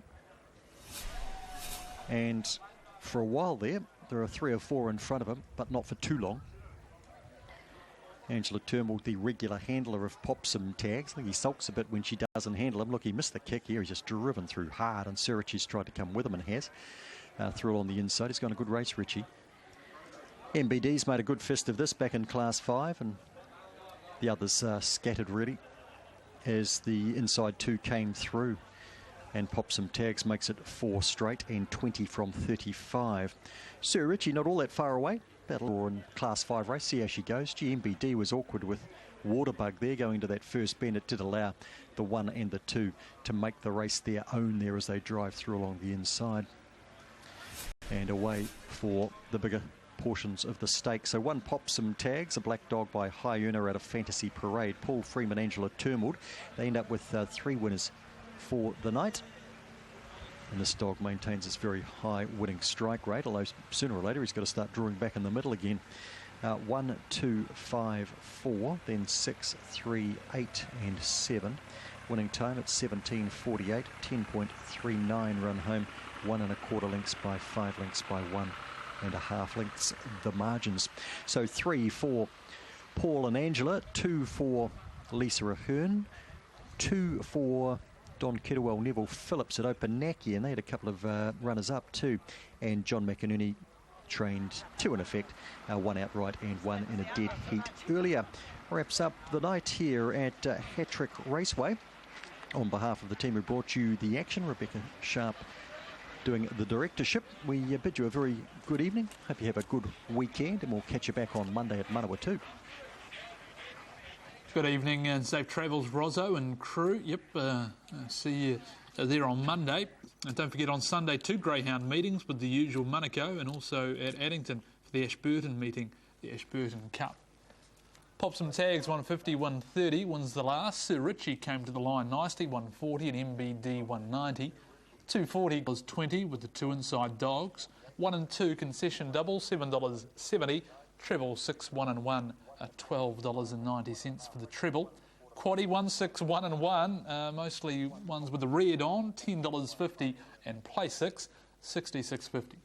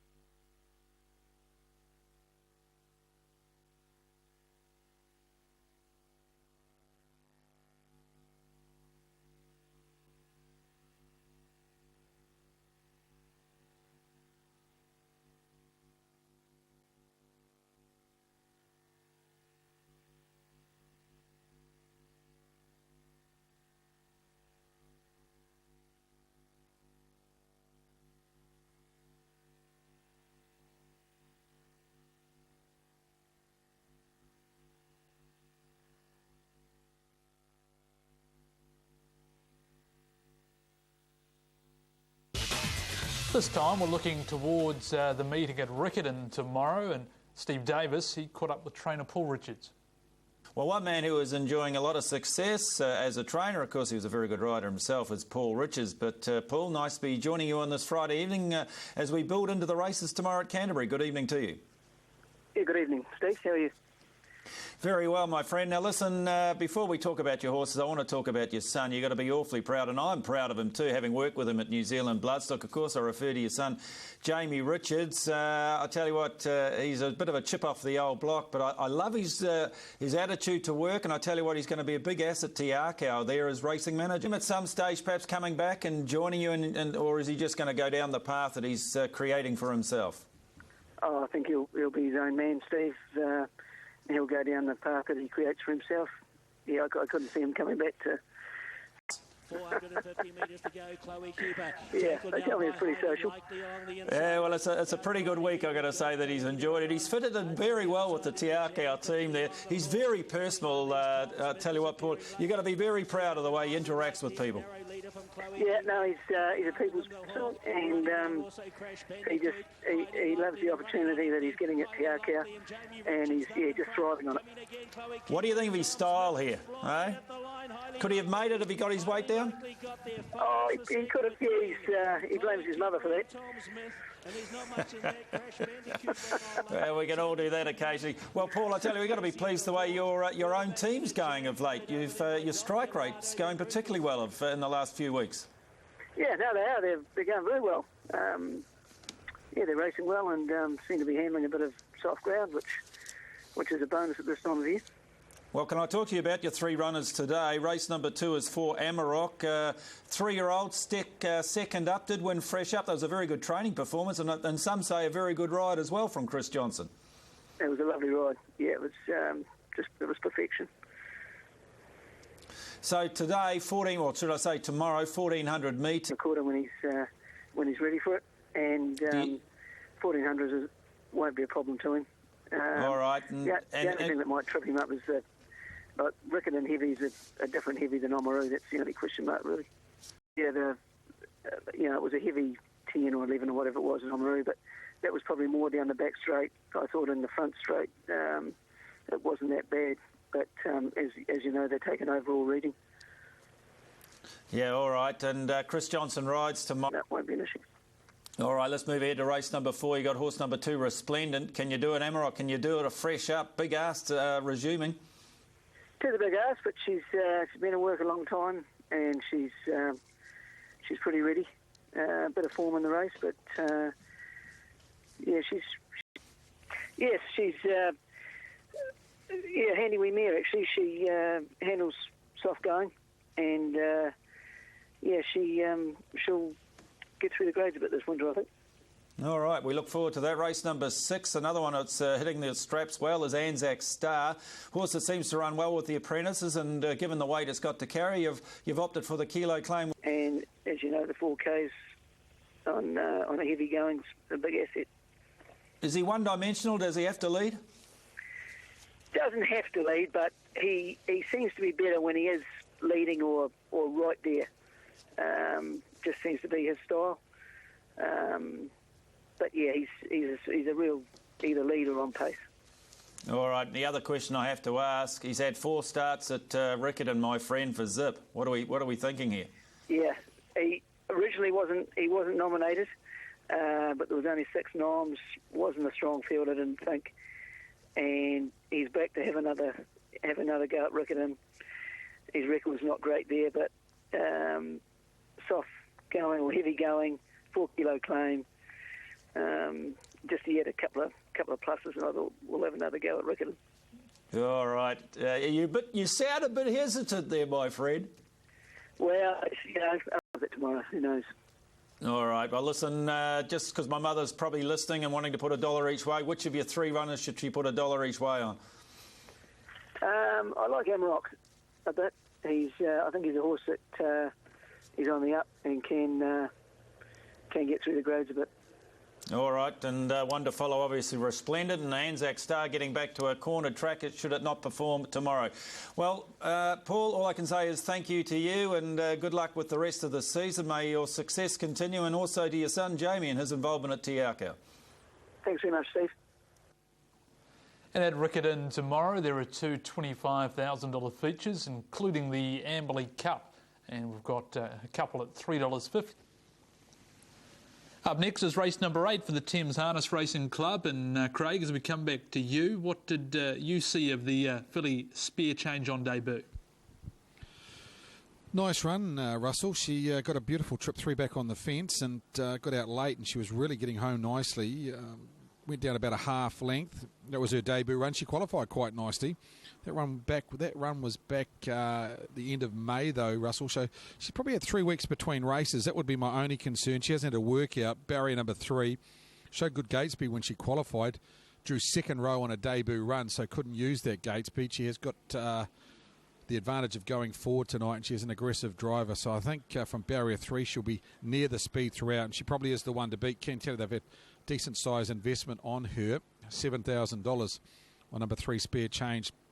Got a quote into $1.80 hearing through from the bookmakers. Punters have had a pretty good night at the office bar. Winston P, who did all the damage in the triple trio and the pick 6 tonight. Punters have got it pretty much right, and yeah, the bookmakers, it's been very much a favourites night tonight, so that may well continue here in race number 8. I think there's around about 66 live, and pick 6 Spear Change will run through most of them. Outside them, you've got Sweet Lucy Brown, who's been very consistent. Led them up last week and got run down late by Real Intention. She's in the mix. A couple I want to talk about. Atomic Blonde. This is a filly by Mac 3, trained by Angela Purden. Angela doesn't have many at the track now. Of course, probably limited, only few in work at the moment. And this filly qualified okay, came into the workouts here last weekend and trialled up all right. Todd Mitchell takes the drive. She's drawn at barrier number 8, comes in 1 with scratchings. Thought she's a chance. Horse 8, Atomic Blonde. And I do like 11 Belle de Jour, horse formerly trained by Crandell Getty, now in the north with Peter Scaife. Ran 5th at the park behind Mighty Flying Major, and then 6th get home quite nicely. So I marked them 3, 11, 8 and 5. 3, 11, 8 and 5. Aaron's numbers 3, 4, 5 and 1. He's found a place for Mac will beat you and Lady Maria in race number 8 tonight. Jay Abernathy. He has number 2, Bella Rising. Salish will take the drive, and this is what he had to say about a stable runner. Jay, you've got Bella Rising, beautifully bred. This one had a blistering bell. You've had a lot of luck with the family, but this one just struggling at the moment? Yeah, she is. She's only 1 out of 9 that hasn't won a race, so she won't be having too many more starts. Is it a case tonight, barrier number 2, just tuck her on the fence somewhere and, take the short way home? Yeah, like Salish is driving it tonight, so I'll just sort of leave it up to him, and hopefully he does that. It's been a very good family, the likes of 5-card draw and many, many good individuals coming out of this family. This one, mare by Christian Cullen. I'm sure they'd love to get a win out of her as a broodmare. She'd be a very valuable broodmare, even though she hasn't, at this stage, done a lot on the track. Just her breeding alone at a blistering bell. A very, very good family. Be worth quite a few dollars if this mare could win a race before she heads to the spelling paddock. Horse 2, Bella Rising. Drivers' Challenge coming up here. I think Maurice McHenry leads the Drivers' Challenge at the moment on 10 points. And should just about be home. He's got drives, obviously, in this race on Got to Go Plain Jane. Scott Phelan, he hasn't got any more drives. He's on 4. And Andrew Sharp, he had the 1 drive for 1 win on 3. So Maurice McHenry should wrap up the Drivers' Challenge on 10 points and take out the Streamline at Freight Drivers' Challenge. He was $2.50 favourite to win that. And as I say, he's got 1 more drive here on Got to Go Plain Jane in race number 8 tonight. Aaron White, as I come to you, it's been a very good night at the office. We've seen some really good performances tonight. Obviously, in race number 3, we saw Connoisseur, outstanding individual, 2-year-old, winning by 10.5 lengths. I thought Norvik Night Owl's winning the Thames Cup tonight. Very impressive, too, off the 30-metre handicap. Yeah, it certainly was. As I mentioned, it'll be interesting to see just how they map out his future now, Norvik Night Owl, because he certainly is a real up-and-comer in the Waikato and northern districts. So in the 8th here, though, Craig, we've gone the way of the 3, the 4, the 5 and the 1. Spear Change, the changeover filly, debuted strongly behind Better Keep the Faith, Brent Mangos, Roger Villiger. And, of course, changeover taking the first on the program with Prince of Pops. She's a lovely-looking type too. Spear Change number 3. 4, Mark will beat you. The Mark 3 filly. Both runs through her first campaign were okay. Todd McFarlane to do the driving. The 5, Sweet Lucy Brown. Philip Butcher for Mike Berger, and 1, Lady Maria. Alan Pyers, I just thought from the inside, might be able to add a wee bit of value to those combinations from barrier 1 at that $6.30 quote.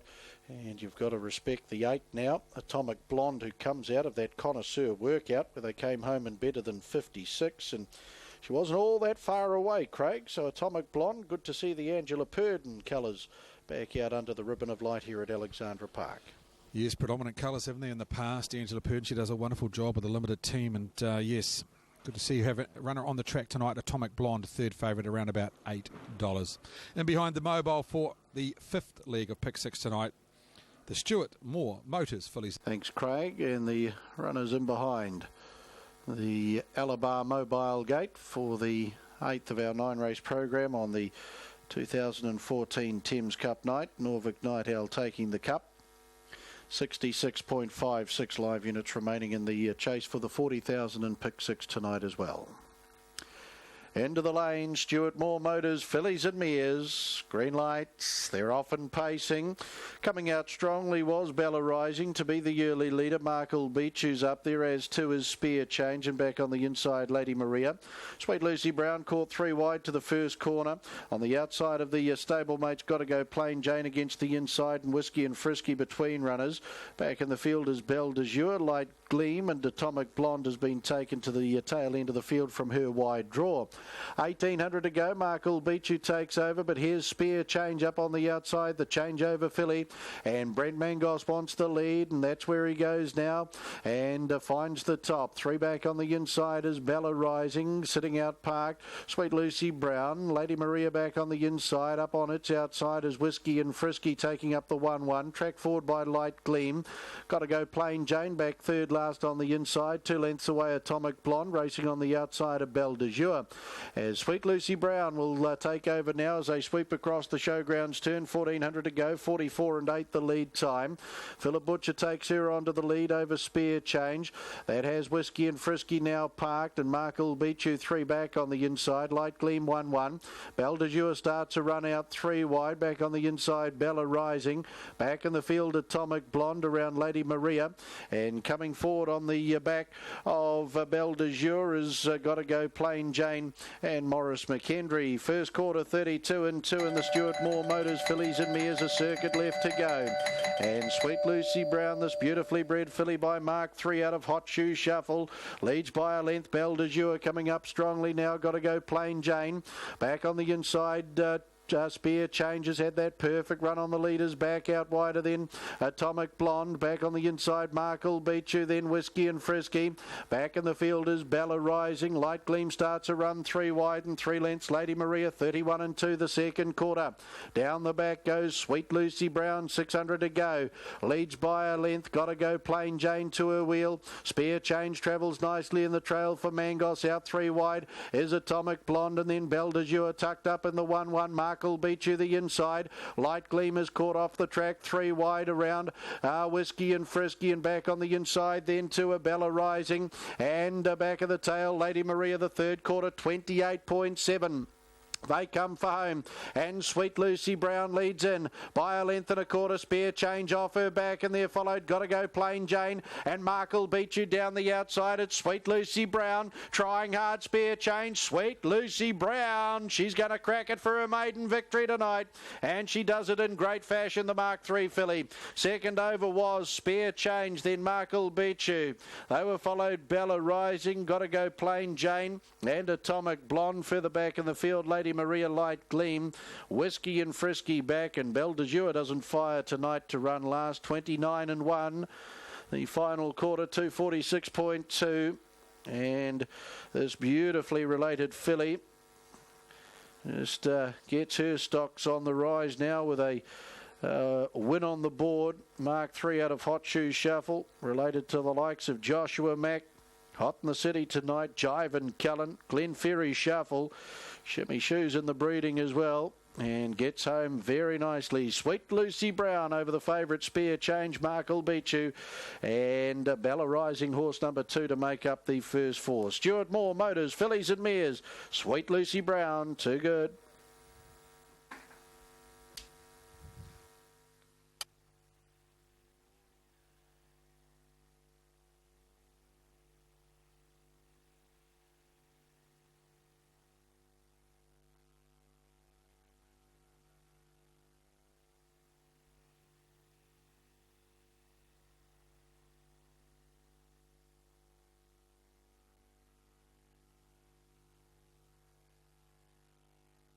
Official placings, race 8, the Stuart Moore Motors Fillies and Mares Mobile Pace.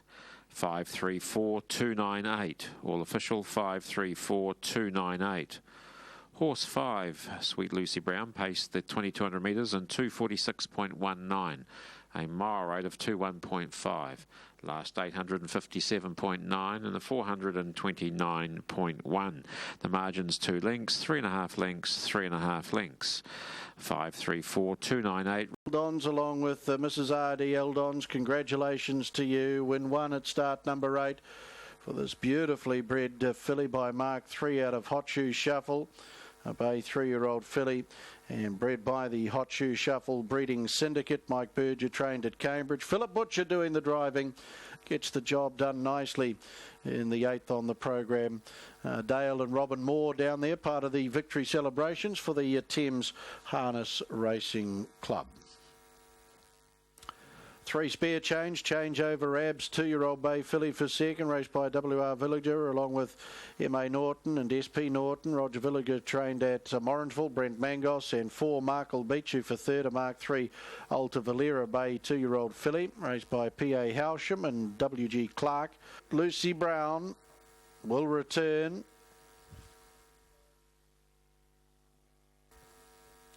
$5 even and $1.50, $5 and $1.50, 3 spare change. The trifecta $82.10, $82.10. The first 4 $601.30, 8.98 going into the final leg.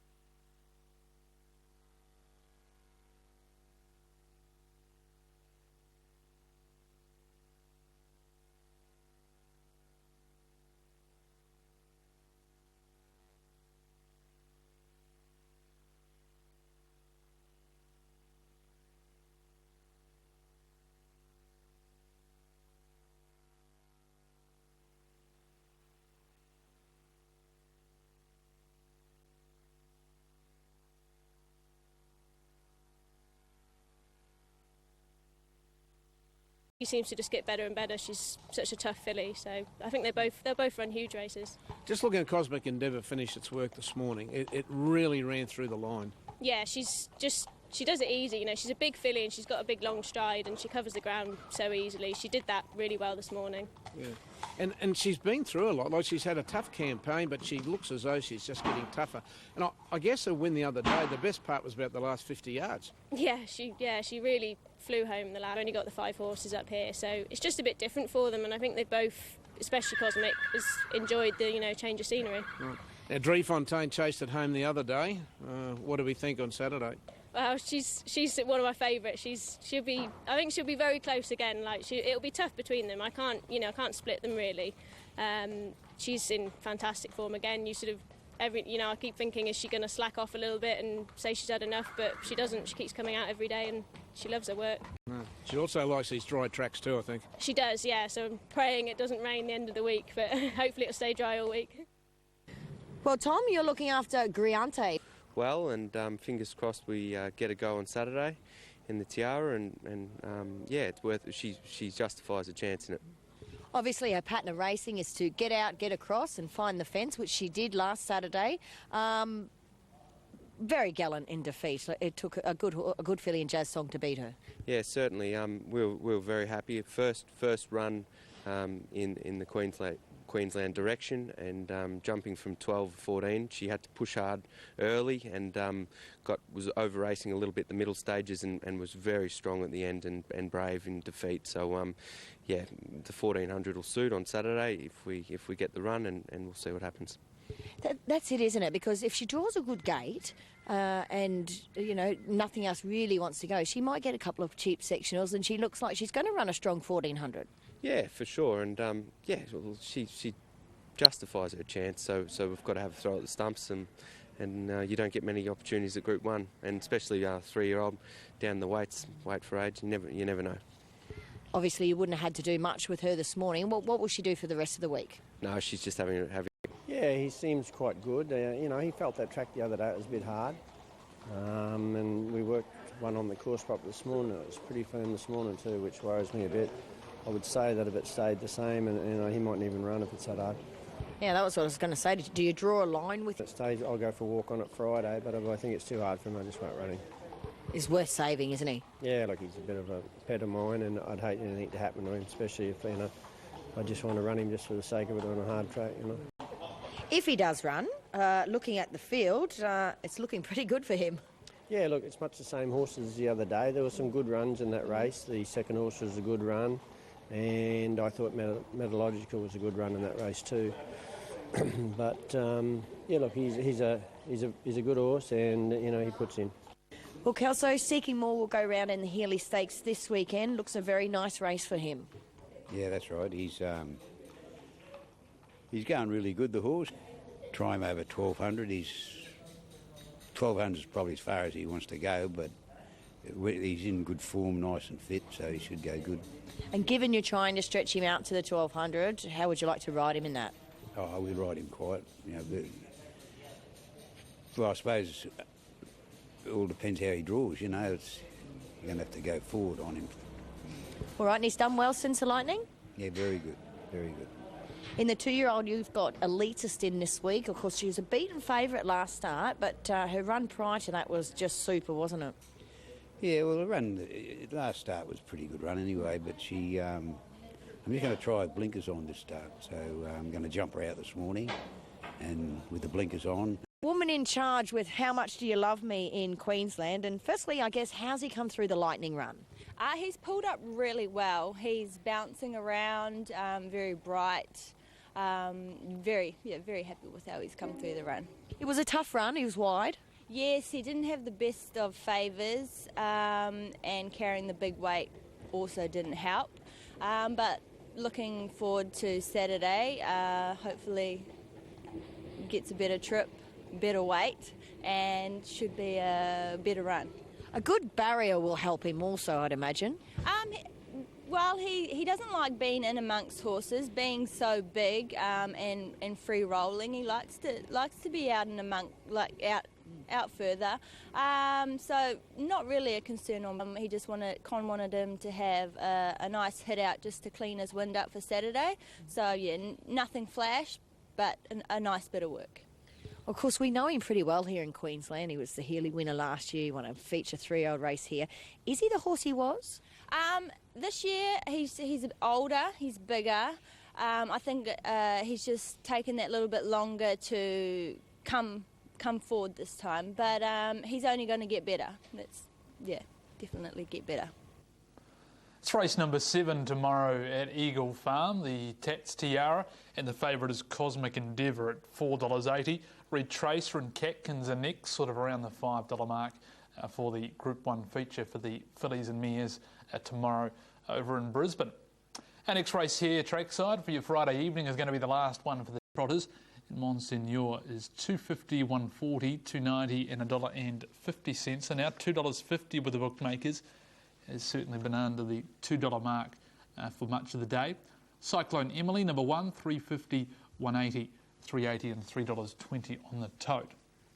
And just a quick word on Royal Ascot. It's day number 4 overnight tonight, so you can catch that on TAB TV. The Group 1, just go to Fixed Odds Other section under the Overseas Racing mark. You'll see the races there and the Coronation Stakes. For example, option 254, and we've got about a $4.50 favourite. So that's overnight tonight on TAB.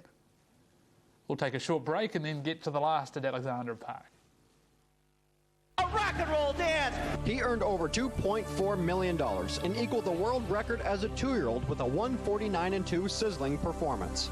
Not to mention, he was the first 2-year-old in history to post multiple sub-150 wins. A son of the great rock and roll Hanover, a rock and roll dance hails from Hall of Fame bloodlines, with his dam being a half-sister to the great Western Hanover.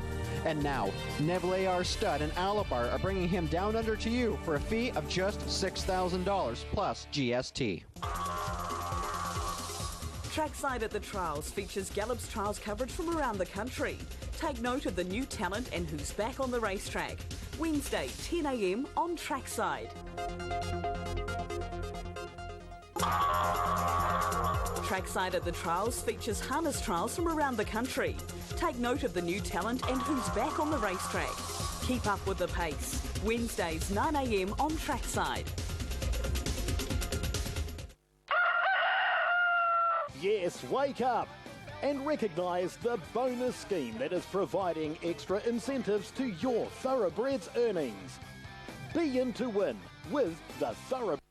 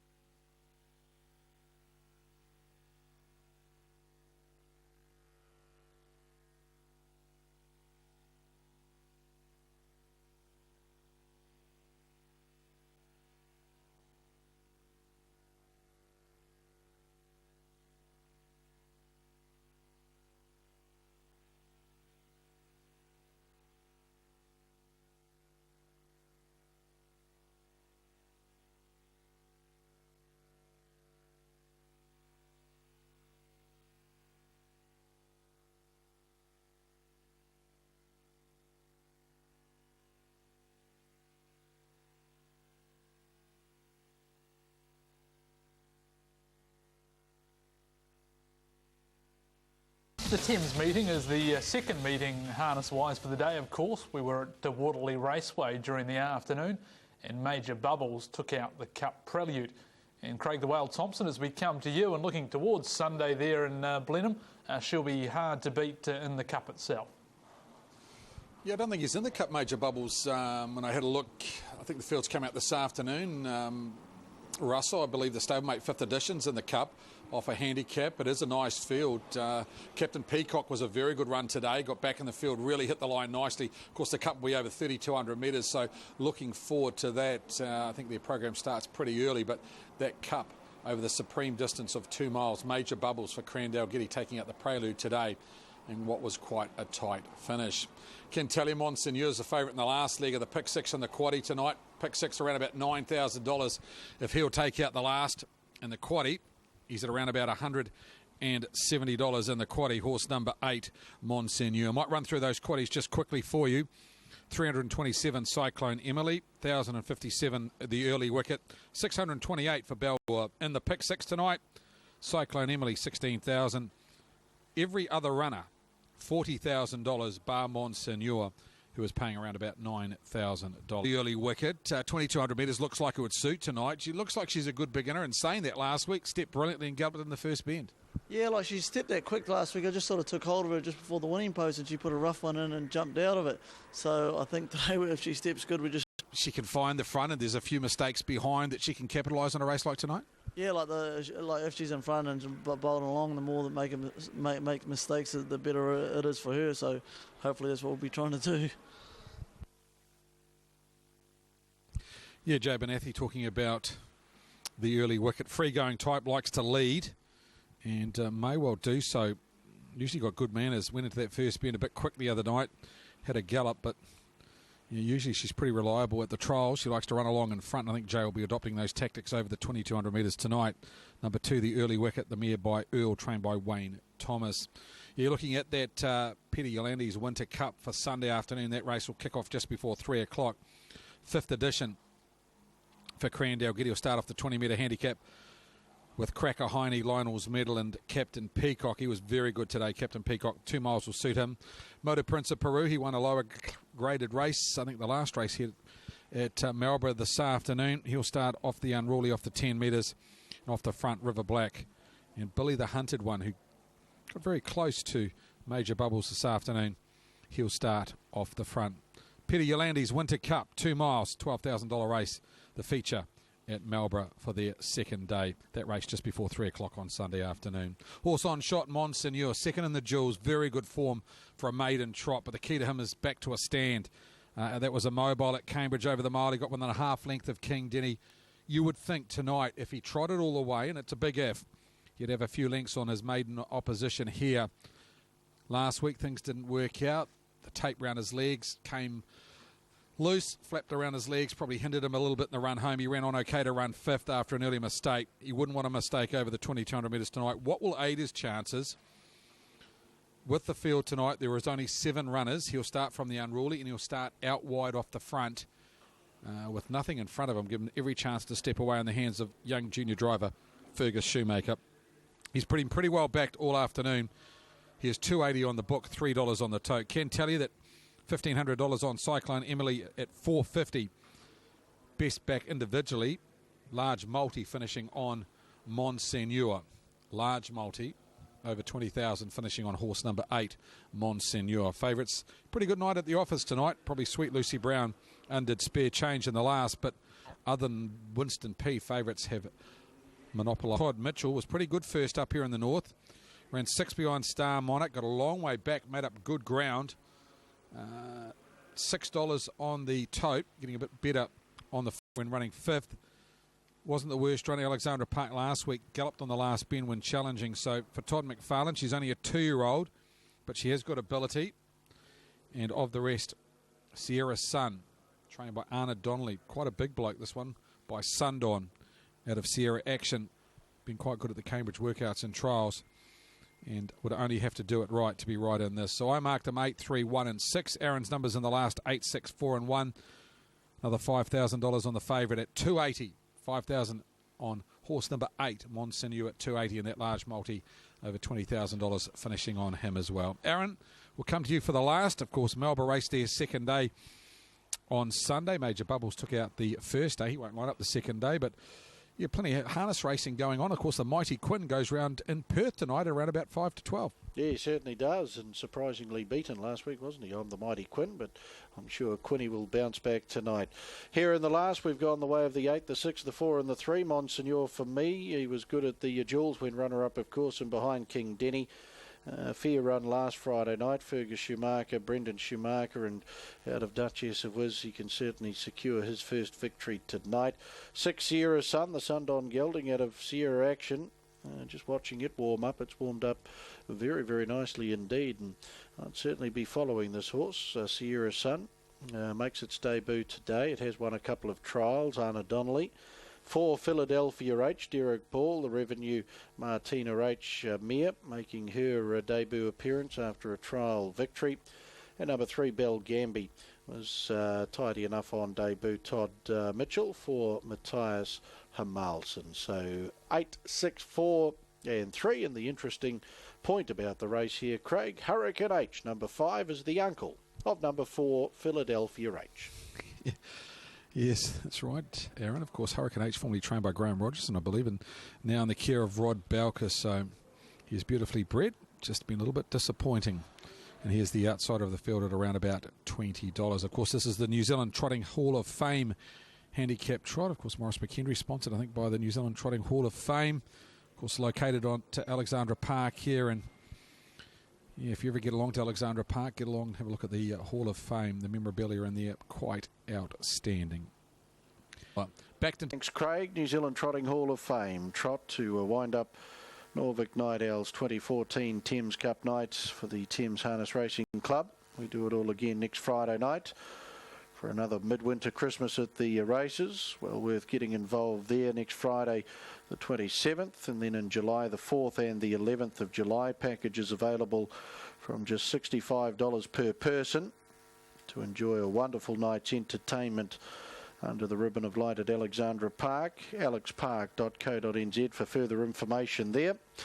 And whilst online, don't forget to like us on Facebook, and our roving reporter Dwayne Ranger keeps us up to date throughout the programs here at Alexandra Park, with all the happenings on a race night and plenty of good interviews too with Alexandra Park TV.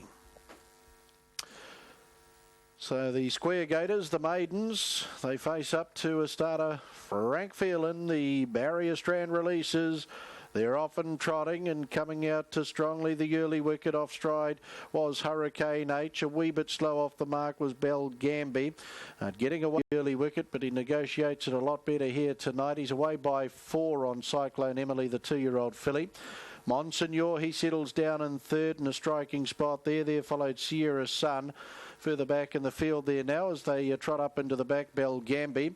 And the 2 out the back now are Philadelphia H and her uncle. Hurricane H is about 6 lengths detached, but they are the best part of 100 metres off our leader. Lead time comes up in 50.4 seconds, and the early wicket leads a length and a half. Cyclone Emily, similar margin then to Monsignor. There's 5 lengths away in the field to Sierra's Sun, and 4 or 5 lengths off Sierra Sun, and still the early wicket controls the tempo in front, a length and a half over Cyclone Emily in the trail for Todd McFarlane. Monsignor, the favourite, Fergus Schumacher third, first quarter 33.3, then Sierra Sun looking to come forward now was Bell Gamby, and back at the tail are both Philadelphia H and Hurricane H. 1,000 metres left to go as the bell chimes for the final time tonight under the ribbon of light at Alexandra Park as they work on to the stables corner. The early wicket, a length and a half.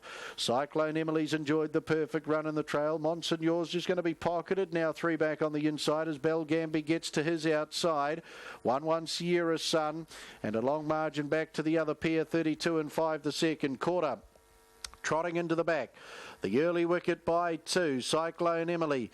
Then came Belgambi, Monsignor, all dressed up, nowhere to go at this stage. Just looking to clear the pocket, and then Sierra Sun, 500 to go.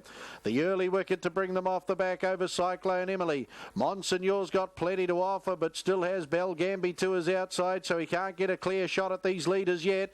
And then Sierra Sun, quarter down the back in 29.5. The early wicket, a length and a half, Cyclone Emily. The gap appears now for Monsignor, and he charges around them 3 wide quickly, and then Sierra Sun homeward bound. The early wicket a length, Cyclone Emily, Monsignor. He comes stylishly down the outside, then Sierra Sun. Cyclone Emily goes to the early wicket. Monsignor tries to get to Cyclone Emily. Cyclone Emily, the 2-year-old filly, trying to worry Monsignor out, and she'll do it. Cyclone Emily's in the last over. Monsignor, the early wicket, Sierra Sun. They were followed Belgambi, and back of the field, Philadelphia H and Hurricane H will be the last to greet Judge Graham McLennan tonight. 30 seconds. The final quarter, 255.8. Good, tough, tenacious victory. Cyclone Emily, she had the gorgeous run in transit. Todd McFarlane got her off the back of the early wicket, swinging for home. Monsignor closed in, got 9. Cyclone Emily beats out Monsignor. There's the siren, so the siren sounds.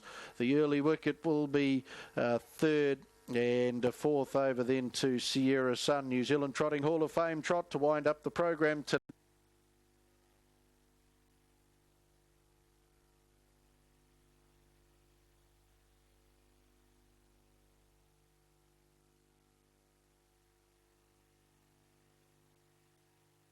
Official placings race 9, the New Zealand Trotting Hall of Fame trot.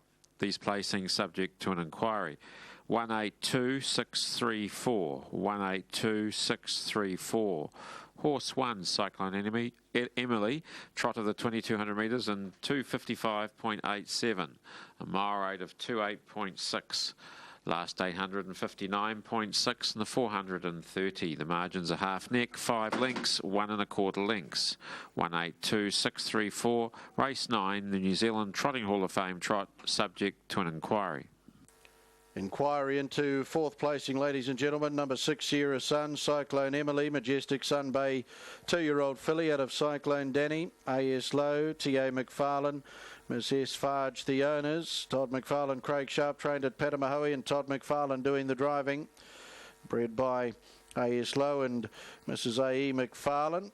And secures her first victory at start number 8, Cyclone Emily.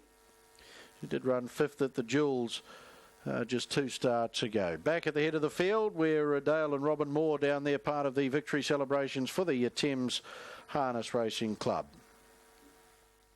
8, Monsignor, Sundon, 3-year-old Bay Gelding out of Duchess of Wiz for second, raced by Mrs. D. N. Schumacher along with G.R. Newbury, Mrs. N.W. Newbury, H.J. Chapman, C.T. Faulkner and B.P. Schumacher. Brendan Schumacher trained at Morrinsville, and Fergus Schumacher.